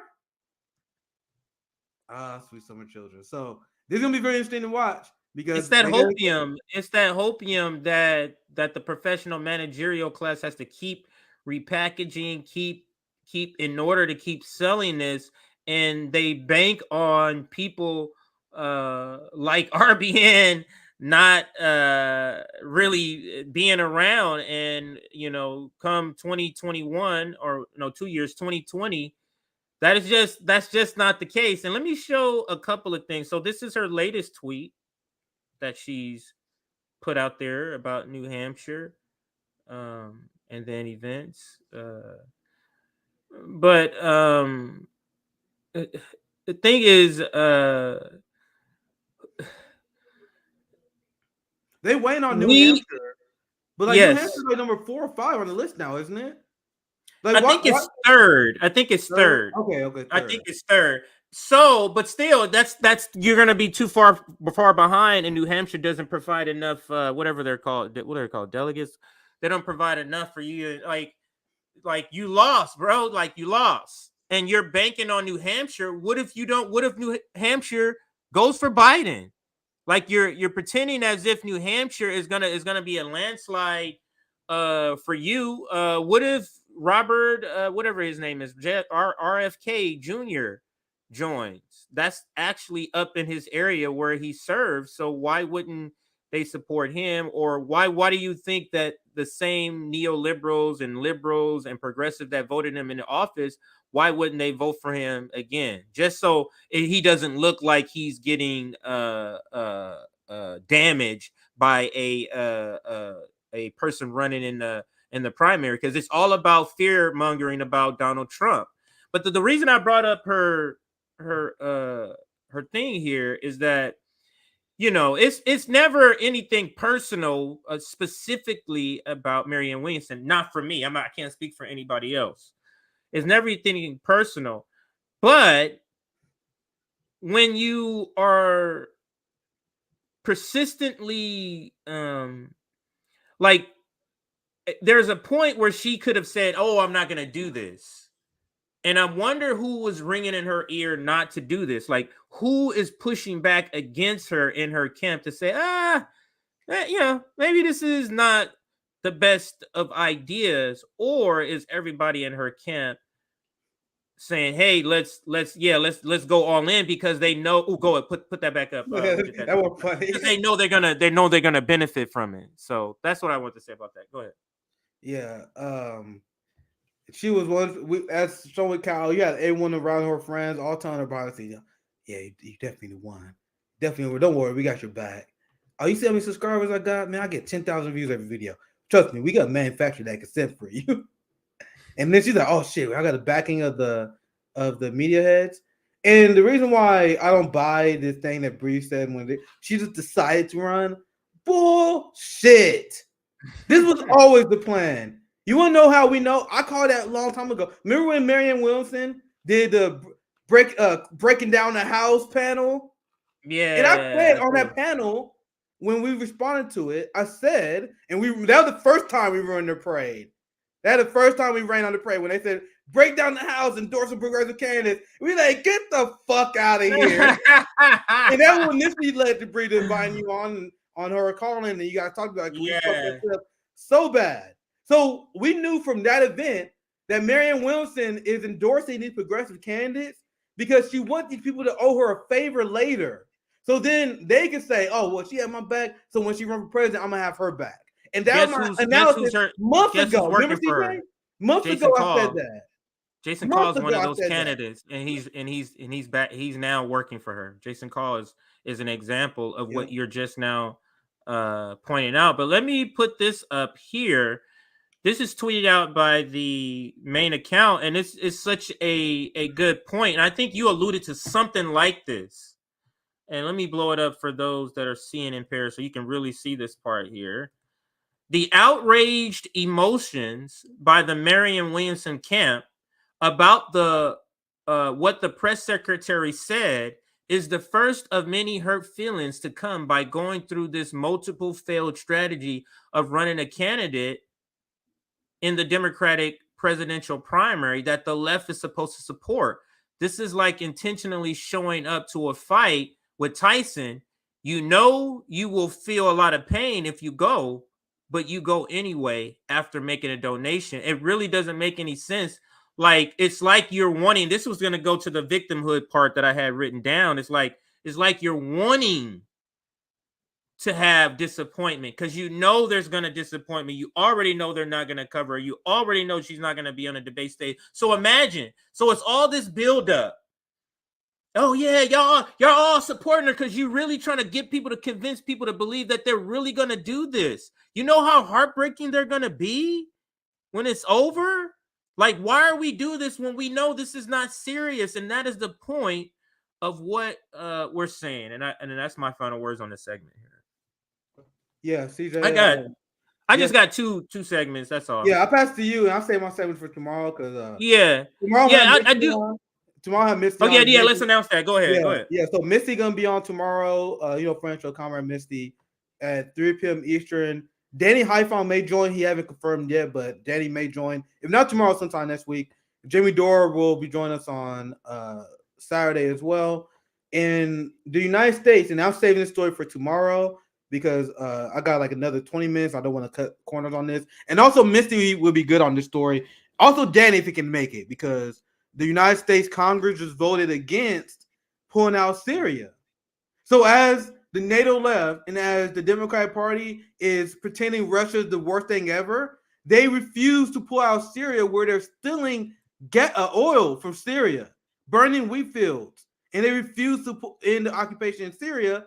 Another story I'm saving tomorrow because I also think it would be good to do this with Misty and Danny Haiphong if the United States refuse to refer Russia to The Hague for war crimes because they're afraid if they do that, it will open up the United States soldiers. So I told you guys this last year, the story where George W. Bush accidentally said, remember he gave that speech where he said the unjustified brutal invasion of Iraq when he was talking about Ukraine. He's like, oops, I mean Ukraine. That was my favorite story last year. Last year, my favorite story, like if I had to do a ranking, my 2022 when George W. Bush had that fraudulent slip, best story of the year by far.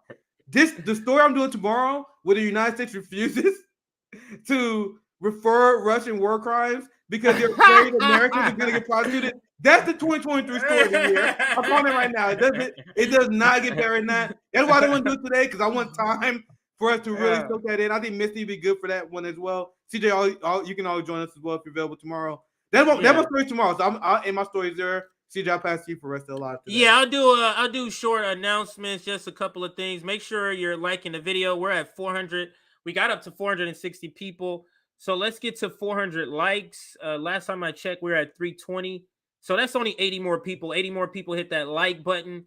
We have Substack. If you want to know when we go live, like the Jimmy Dore interview that we're going to be having this weekend, make sure you join our Substack so you get notification of that. We hit 31,700 a couple of days ago. Thank you. YouTube memberships, $3.99. Join if you can. And our website is revolutionaryblackoutnetwork.com. If you want to check out some of our community work, there's a photo album. You can check all of that out. So please do. Now, the next part I want to go to will be here. Now, it's funny because this could also be a segment about Marianne Williamson, but it's not necessarily, even though she'll be talked about. But this is really about how Kyle goes hard at progressives like I've never seen him do, and say some of the things they should be willing to do. Like he says they should be willing to sacrifice their careers literally for Marianne Williamson, which is pretty odd. I didn't hear him say that about their views on Palestine, sacrifice their careers for their views on Palestine. So we'll be covering that in just a moment. One more thing before we jump into the story. I see you, Nick. One more thing. I thought I saw a super chat. Maybe it wasn't, or a membership thing. Okay, maybe I was mistaken, or maybe it was an old one that I just thought was new. All right, we can get into this next story. Let's read this first. Wow, convo between Nick and Danny about war crimes. Tribunal. I'm going to faint. Yeah, we had Danny on a few times before. Like Danny, I've been trying to book for him for a while. So our schedule conflicts. It's hard, yeah. Our schedule conflicts so much. So he said he's available Friday. It's not confirmed. I'll probably announce it earlier. It's not confirmed yet, but if we don't do it Friday, we're definitely gonna do it soon. Yeah. It's too overdue. Yeah, Danny used to be like, it was a point where we was having Danny on like every other week. It was a point we was having him on, but this was months ago when both of our channels wasn't as big as they were. Like people don't understand. Like Danny's channel has seen significant growth. Yeah, he's just off what he's covered. Yeah, he's grown significantly. So shout out to him.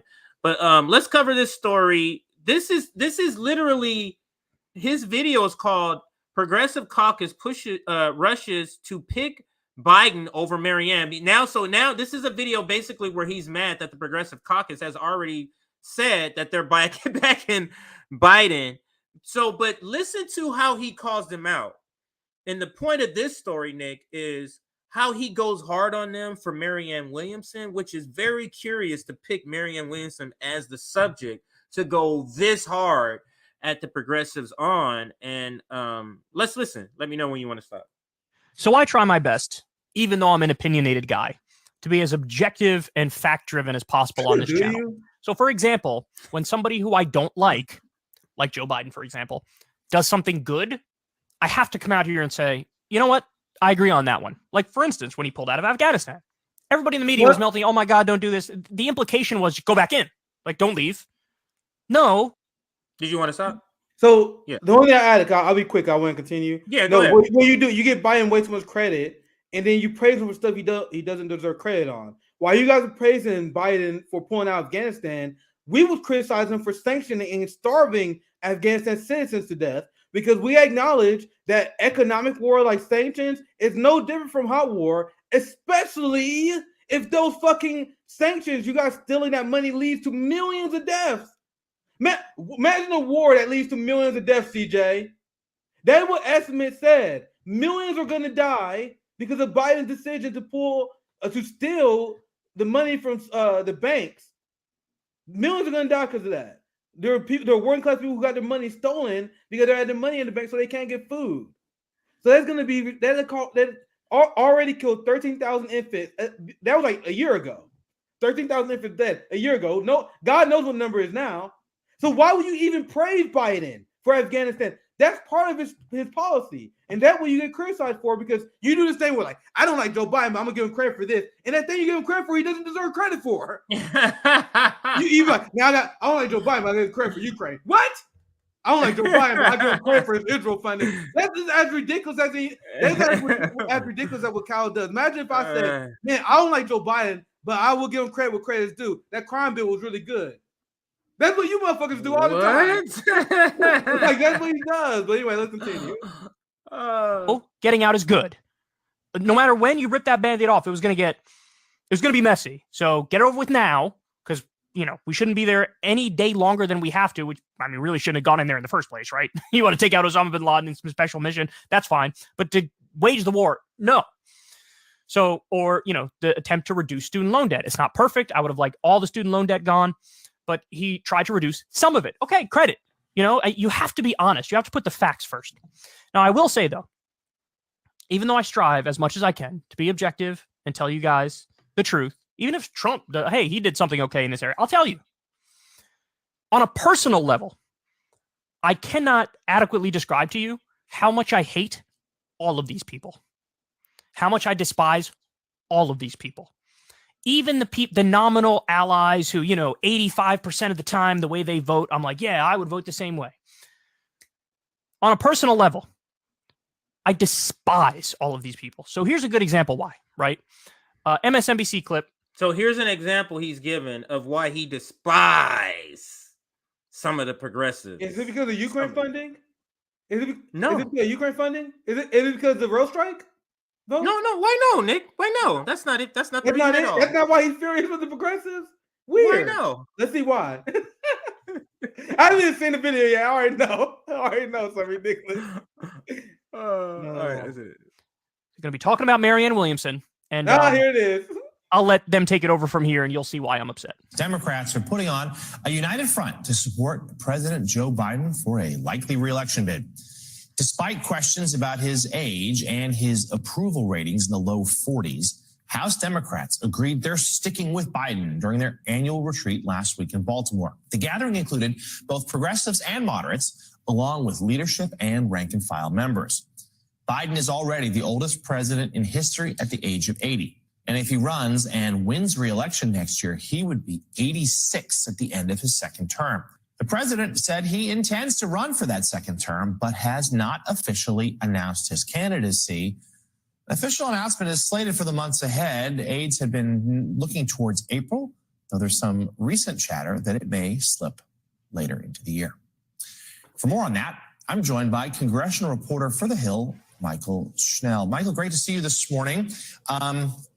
So you were talking to House Democrats who have made it clear that they are coalescing behind President Biden. And we're going to set aside Guess who predicted Marianne that? Williamson. No, this segment is devastating for Kyle. Look at his face. Like, Kyle saw this story and he was like, God damn it. Meanwhile, guess who predicted this months ago?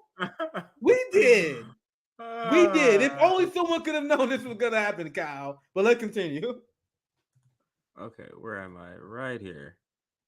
So you were talking to House Democrats who have made it clear that they are coalescing behind President Biden. And we're going to set aside Marianne Williamson. And at the moment, anyway, Biden seems to be unchallenged for the nomination. But first of all, I love that point. We're going to set aside the challenger and say Biden's unchallenged. Wait, you're supposed to be the news. By no definition is that unchallenged. It might be challenged by somebody who you don't think has a good shot. Fair. But you didn't say that. You said, putting aside the challenger, he's unchallenged. He's mad. Like he's mad. Like he's triggered the same way I'll be triggered when watching police videos. You know when we do like the police stories and we get like super fired up. Like that's as mad as he is right now. Go ahead. Deeper for us. How united are these Democrats really behind Biden? What are their concerns? He gets turned up. The heat gets turned up when they name specifically who's backing him. Watch this. Concerns.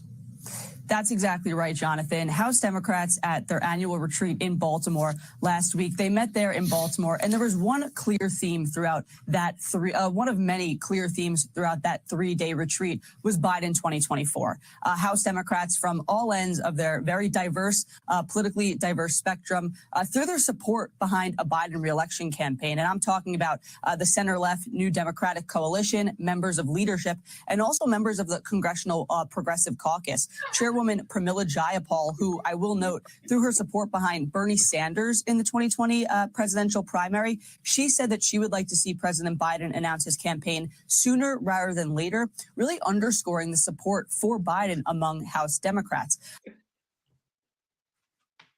He's about to go off. The Congressional Progressive Caucus. It's being reported they're already all in for Joe Biden. Go off, King. They know Marianne's running. They understand that. They know that in theory, on paper, the things Marianne supports is much closer to what they say they support, but they're all in for Joe Biden. Let me ask you a question. Why? Why do you think that is? Why? Look, here's the reality. They sold out, Kyle. For the best of them, the reason why they support Biden is Kyle, and I'll be real quick with this point. When he criticized Jimmy in our version, where we say the squad is corrupt, he said you can't say they're corrupt. Meanwhile, this is an example of why they are corrupt. He like, why do you think that is? The answer is they're corrupt, Kyle, something that you have refused to say many times. You still believe they're acting in good faith. But let's continue, CJ. Nick, this is the exact thing we discussed. We was like, what's gonna happen when the people who you have literally banked your money, your economic status on, and that's the Bernie industrial complex, when they're different than the candidate you now are backing. Exactly. And now we're seeing the results of that. And we knew this was gonna happen. We called it a long time ago. Yeah, and that will happen when you actually use critical thinking skills. Like they be running blindside into shit that we see coming months in advance. But let's continue. We think he's inevitable. So, we want to make some change in the direction that we prefer.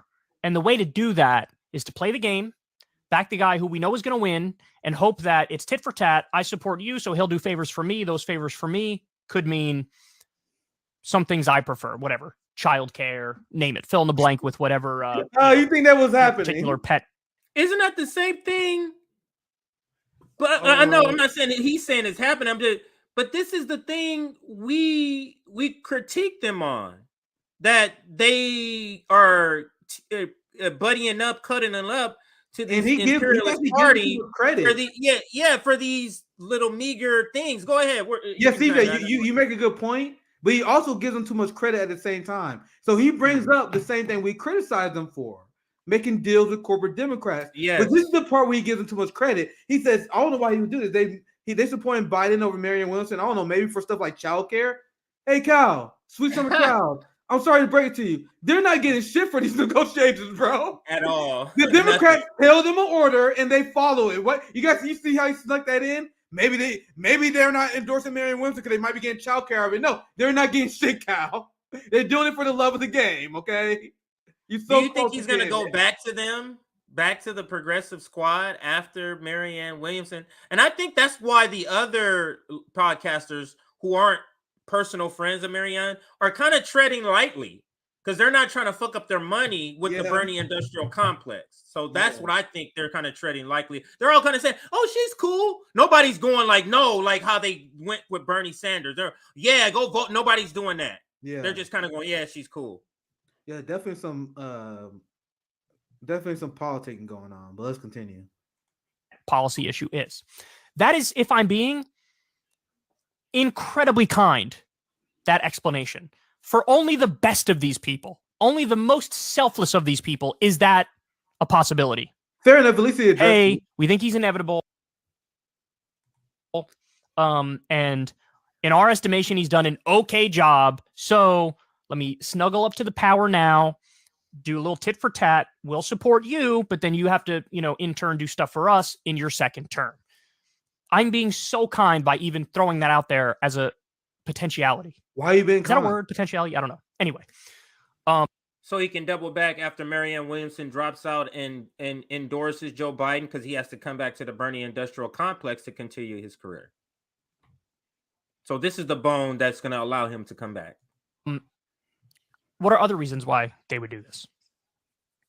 Careerist reasons. Really? We think he's inevitable. Oh, what? This is the same stuff we were saying. Go ahead. Go ahead. Oh, you're so close. Oh, you're so close, child. You're so close. Let's see if he gets it. Let's see if he gets to the answer. Let's see. So I'm gonna snuggle up to him. I'm gonna make a big show of it, and hopefully he will give me a little pat on the head. Excuse me, and I will be rewarded personally and professionally with the spot in the administration or with his endorsement for my election or whatever it might be. See, Kyle, you're so close. The only correction is they don't expect to get shit from this. This is the benefit that you give. The Democrats tell them, you do this, you fall in line, or else. What can I get a job in administration? Motherfucker, you better do this. We consider that shit later. You better follow this. You follow orders.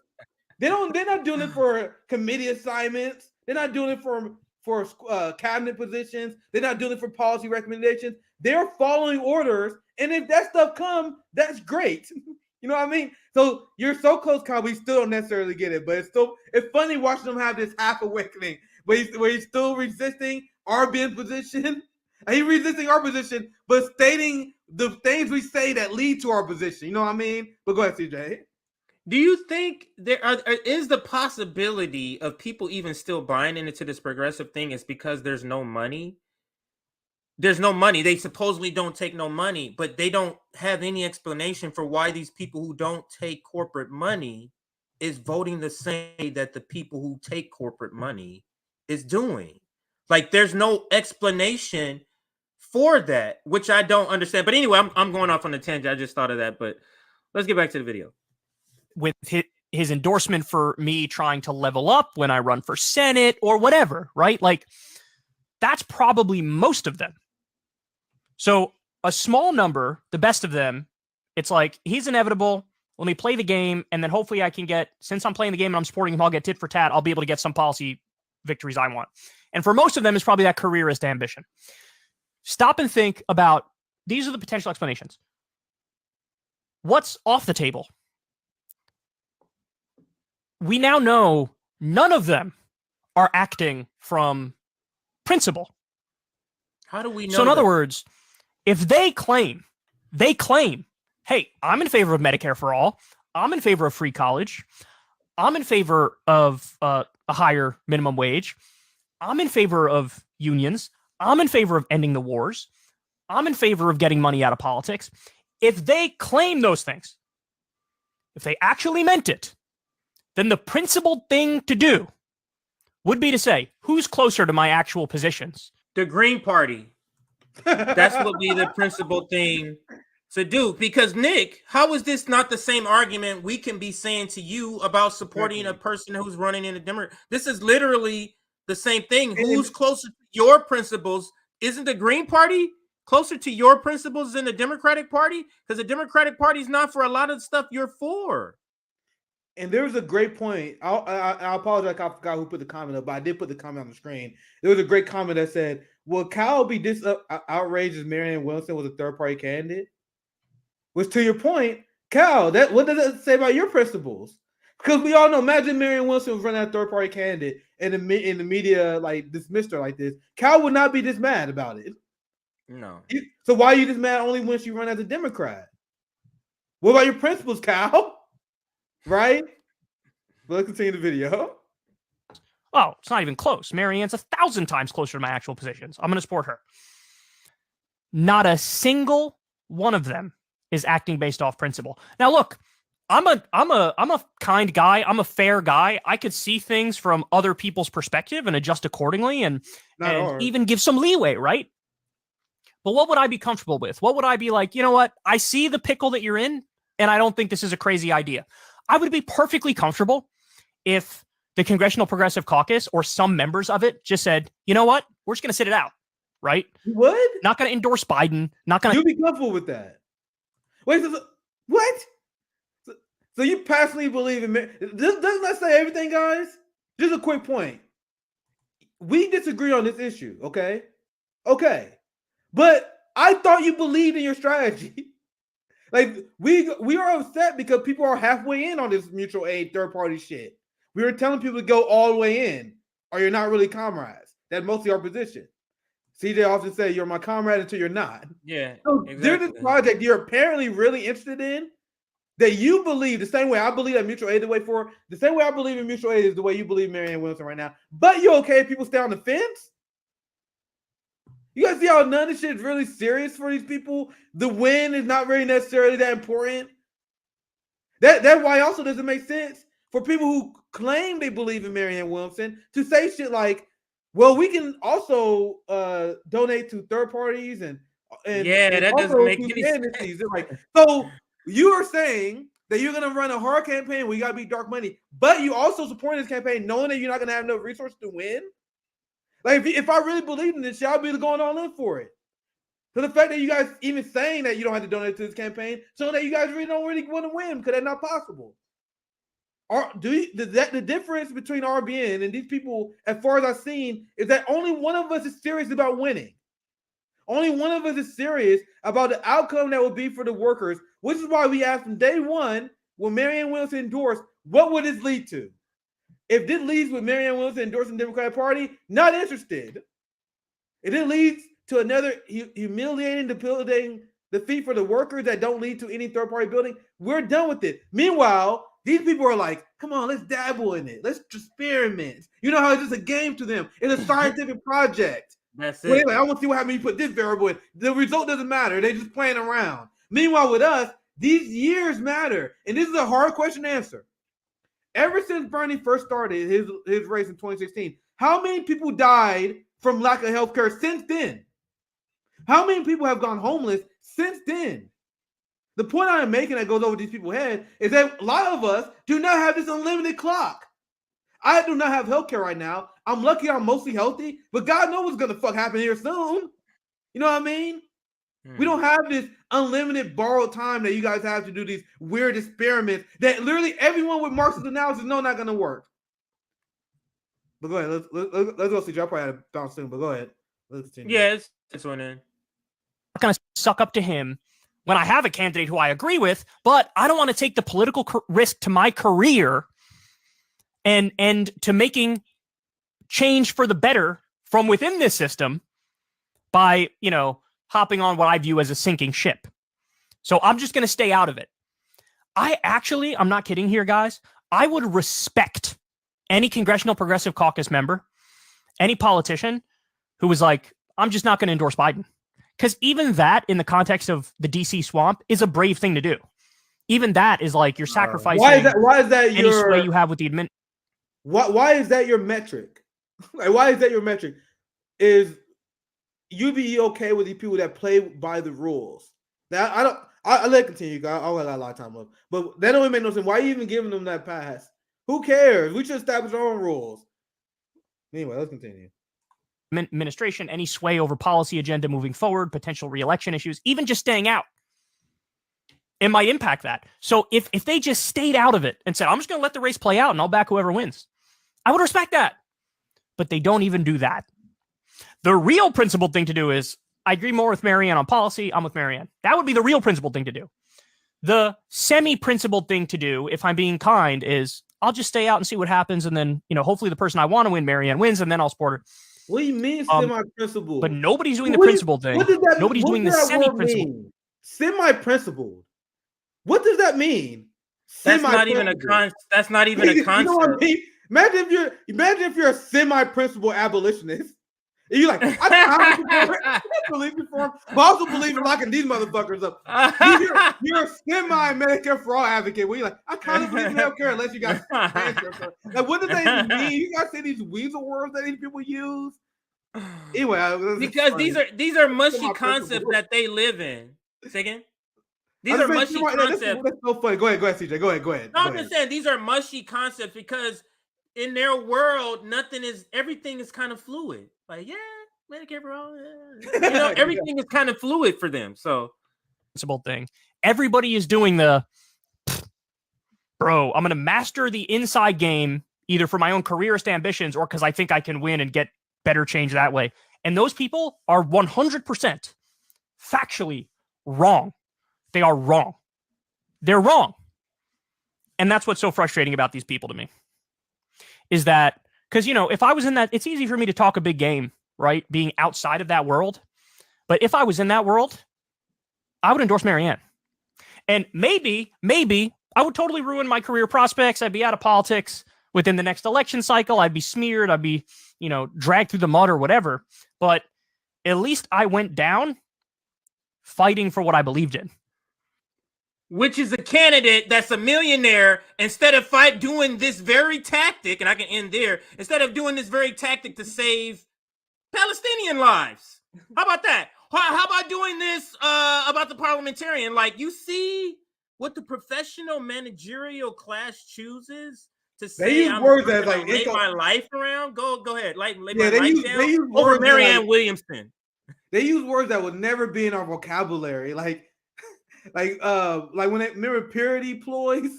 Purity test and like I never seriously used the term purity test in my entire life. I never was like, oh my god, stop having purity tests. Never came out of my mouth. That shit come out of the professional managerial class all the time. Semi-principled. Never fucking used that word before. What does that mean? You're the principled or you're not principled. Yeah, they use these terms all the time that show the difference in our culture, which is extremely obvious to us. And they're so disconnected from workers and honestly, especially working class black people. Honestly, the only black people that are around is like the Breeds and the professional managerial class blacks. So they're so disconnected from us. We hear the words they use and we immediately are turned off. Like, what do you mean by this and this and this and this? And then they wonder why we got so many criticisms with our politics. They don't even know how far they are from us.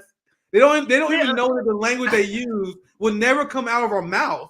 Like, I can't even imagine saying something like that. Semi-principled. I like this guy. Let me give everybody a TV analogy because I'm into TV. Because when I think of Bree, now I'm only using the Cosby Show not to say Bill Cosby's good. I'm using it as a framework to say, how the family and Cosby Show, the kids were black kids, but black kids that not from the hood. They were middle class black kids. And that's what I think of Bree. And then when I think of us, it's more of like Sanford and Son and Good Times, like these shows, what's happening. You understand? That's like completely like different. You're talking about black people that are like, Fresh Prince of Bel-Air, and then you're talking about these other people. Now we could team up, but then there's differences there that manifest into other things. But anyway, I'm getting off in a tangent. Any last words on? I just can't believe, Nick. Oh, I did want to interject this, and I wanted your thoughts before you leave, or before we end, because I got to leave too. Him saying that it's worth losing his career for Marianne Williamson. Have you heard him say anything close to that about anything else? This is exactly what we've been saying they're doing about Medicare for all. Isn't it climate change? It's that. Go ahead. No, to your point, my bad. But isn't it worth ending your career over Ukraine? Global nuclear war? Like Cal. In fact, Cal defended AOC when AOC was called out by a protester. And then he went on this whole spiel about Tulsi Gabbard to deflect criticism away from AOC. And then she's like, what? And then Kyle's like confused, like, why would AOC risk this? If you're gonna risk your career over anything, not Marianne Williamson, over exactly that's war, my point. Right? Anyway, I don't know if you I had dinner I gotta get to. But if you gotta take off, I can read super chats if there's anything left. Yeah. If you really Yeah, gotta go, I'm already a little bit late. So I had a little bit early. So you gotta take tomorrow off. And I'll be back tomorrow and Saturday. Tomorrow, Misty will be here as a guest. Danny maybe. Jamie Dore will be joining us Saturday. So I will be back tomorrow and the day after that. So we are officially back around with Nick and CJ. Good to be back on here. So make sure you like and subscribe because I'm gonna be hitting it hard now that I'm back. So you're gonna see a lot more content. I know I've been away for the last week or so, but I'm back and a lot of content. Jimmy, Danny, and Misty do the star. I got a big guest list. I got a lot of people that want to talk. That's a fire list right there. Well, all right, Nick. So I'll see you tomorrow and Saturday. So I'll just read through this article that I wanted to cover. Palestinian women struggle to live as Israel commits endless war crimes. And the reason to cover and make sure I get it in here is because Marianne Williamson signals a lot that she's for women, and that's great. It's nothing to be wrong. I have 3 daughters, so I'm for women. I have 3 daughters. I have mostly women in my life. So I have 3 daughters, a mom, a wife, and I just can't imagine being for and not being for some women. So when how can Marianne Williamson, a feminist at the time, be feminist and Zionist isn't possible? I think I'm gonna go with that. Like these 2 things, feminists. I think I spelled it right. Let me know. Feminists and Zionists. Feminists and Zionists.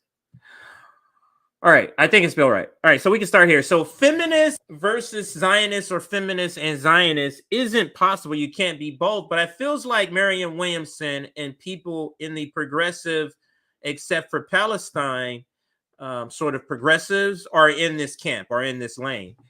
And this sort of article, or this article, kind of illustrates the point, because this article is about Palestinian women. And the title reads, Palestinian women struggle to live as Israel commits endless crimes. So in this case, if you are a feminist, meaning you care about women everywhere, because being a feminist means you care about women everywhere, not just in the United States. How can you be that and a Zionist at the same time? It's a legitimate question. This is a 4-minute read, very short, by Sally Abrams out of Gaza. Palestinian women describe how difficult it is to live a secure and peaceful life under ongoing Israeli crimes against the Palestinian people. And the caption to the picture, quote, there are 172 women detained by the Israeli occupation in 2022. 2 among them are minors, and 2 detainees are held under administrative detention without charge or trial, said Nadia Abu Nahi, director of Women's Team. So that's the caption. Now let's get back to the article. It is very difficult for Palestinian women to live a secure and peaceful life amid Israel's ongoing crimes against the Palestinian people and the political and economic crisis it unleashes on the occupied West Bank and the besieged Gaza Strip. In separate remarks to the New Arab, several women describe how they rarely live as they forced front the Israeli occupation, its impact. in Gaza, women, like all Palestinians, have been suffering from the illegal blockade imposed by Israel since 2007, after Hamas won the legislative election in 2006. Under the pretext of curbing Hamas power, the Israeli occupation launched 5 large-scale deadly bombs on Gaza, home to more than 2.3 million, killing and wounding thousands of civilians, destroying most of the residential and mental facilities, as well as civilian infrastructure. Out of the total number of deaths in Gaza, Israel killed about 660 women, according to official issued by Palestinian Central Bureau of Statistics yesterday. So being a feminist means caring about these women also, and applying the same sort of ideology of protection for those women should apply for these women too. And white feminism is particularly offensive to me because it leaves out so many people, like the Palestinian women, like Afghanistan women. It just leaves out. And I don't Afghanistan women in the way that Marianne Williamson says in order to have war. I mean Afghanistan women that is being starved by the sanctions. So that's what I. Let's finish up this article. Very short article. Quote, since then, we have suffered from the hard living conditions resulting from the blockade consequences. ... We need another 15 years to rebuild our lives. And that was a refugee camp north of Gaza. And that's who reported on that. I'm sorry, that's who that quote is from. Abu Warda, in her 40s, lost her husband in 2014 during the third Israeli war, when the warplanes attacked her house and killed 20 Palestinians. Back then, she recalled, quote, I had 4 girls and did not have any source of income. Without any prior notice, my daughters and I became homeless and poor.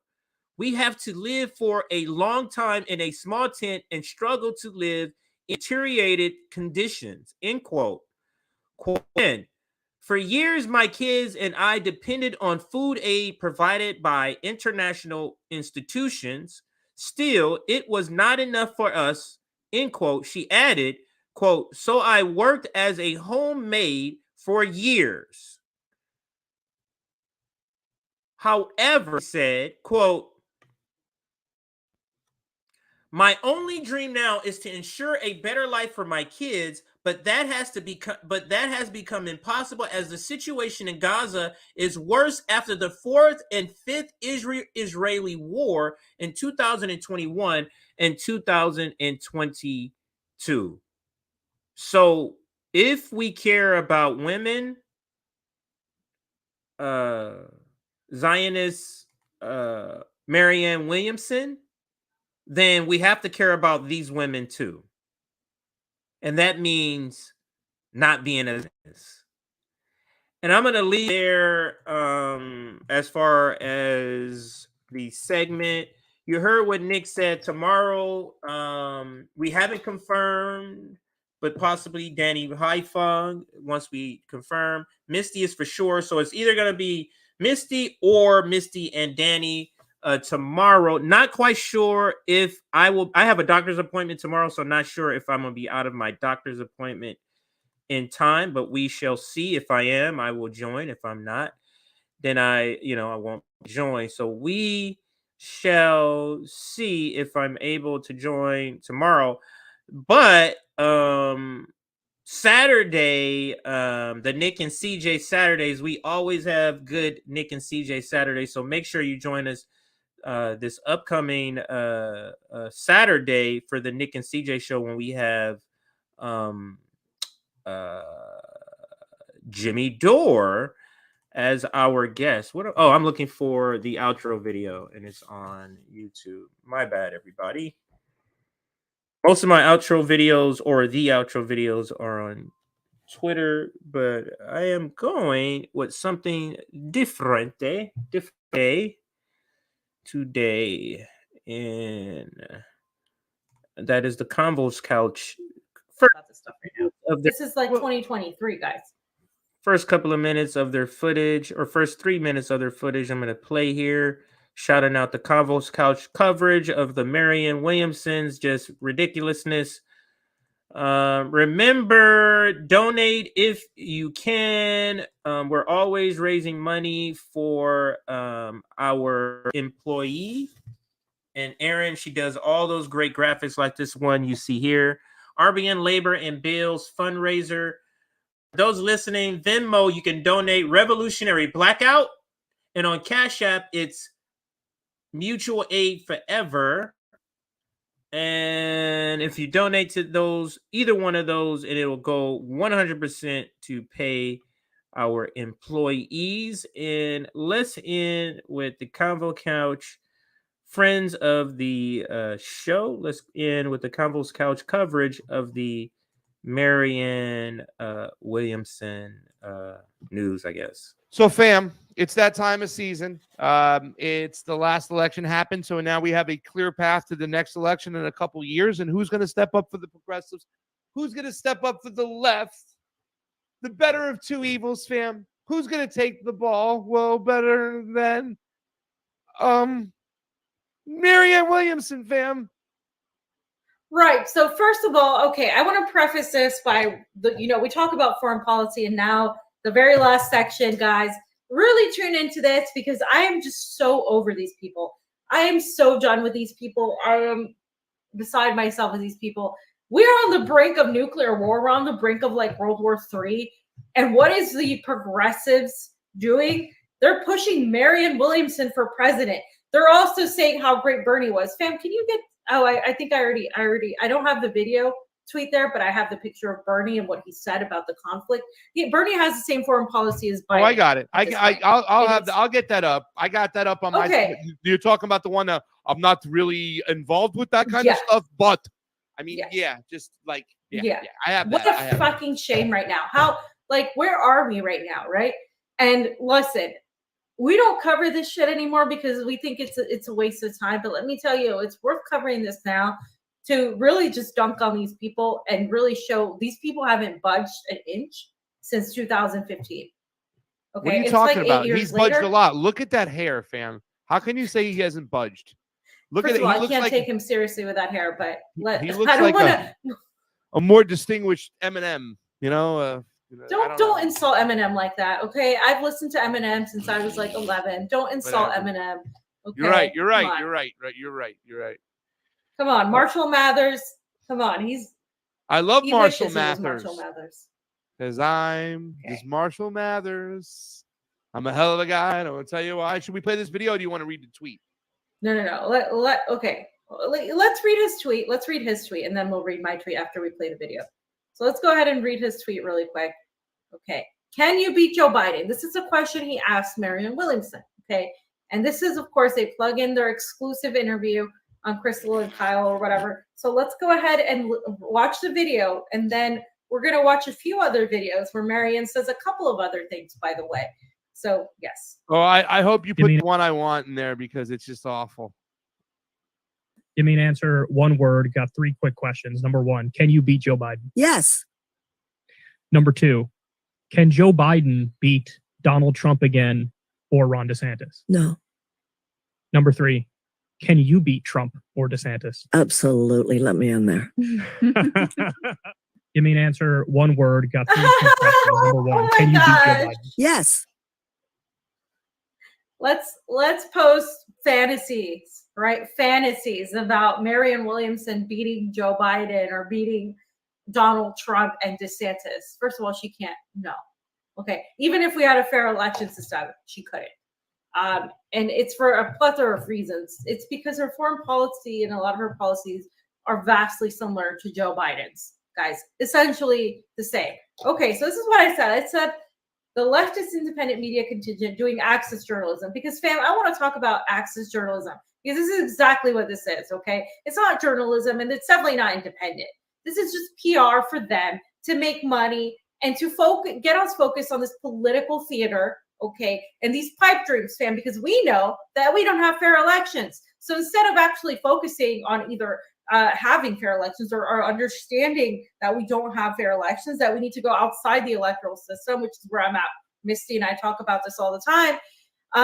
They're literally distracting people with pipe dreams. And so by now, of course, you should know that this is to enrich themselves, right? This is to actually just disempower any sort of real opposition movement. This is the same thing as the Squad, right? These people are in the same contingent, the same boat as the Squad, as all these people. They're just there to distract any sort of real oppositional movement. They want to be the new establishment just to call themselves progressive. They don't do anything. They don't ask for any real questions like, how do you plan to actually do this? Where do you stand on, are you going to have a different foreign policy? Are you going to stop the arming of NATO, the progression of NATO? Are you going to do any of this stuff? She's not going to do any of that. She's going to stand behind the status quo. So you're essentially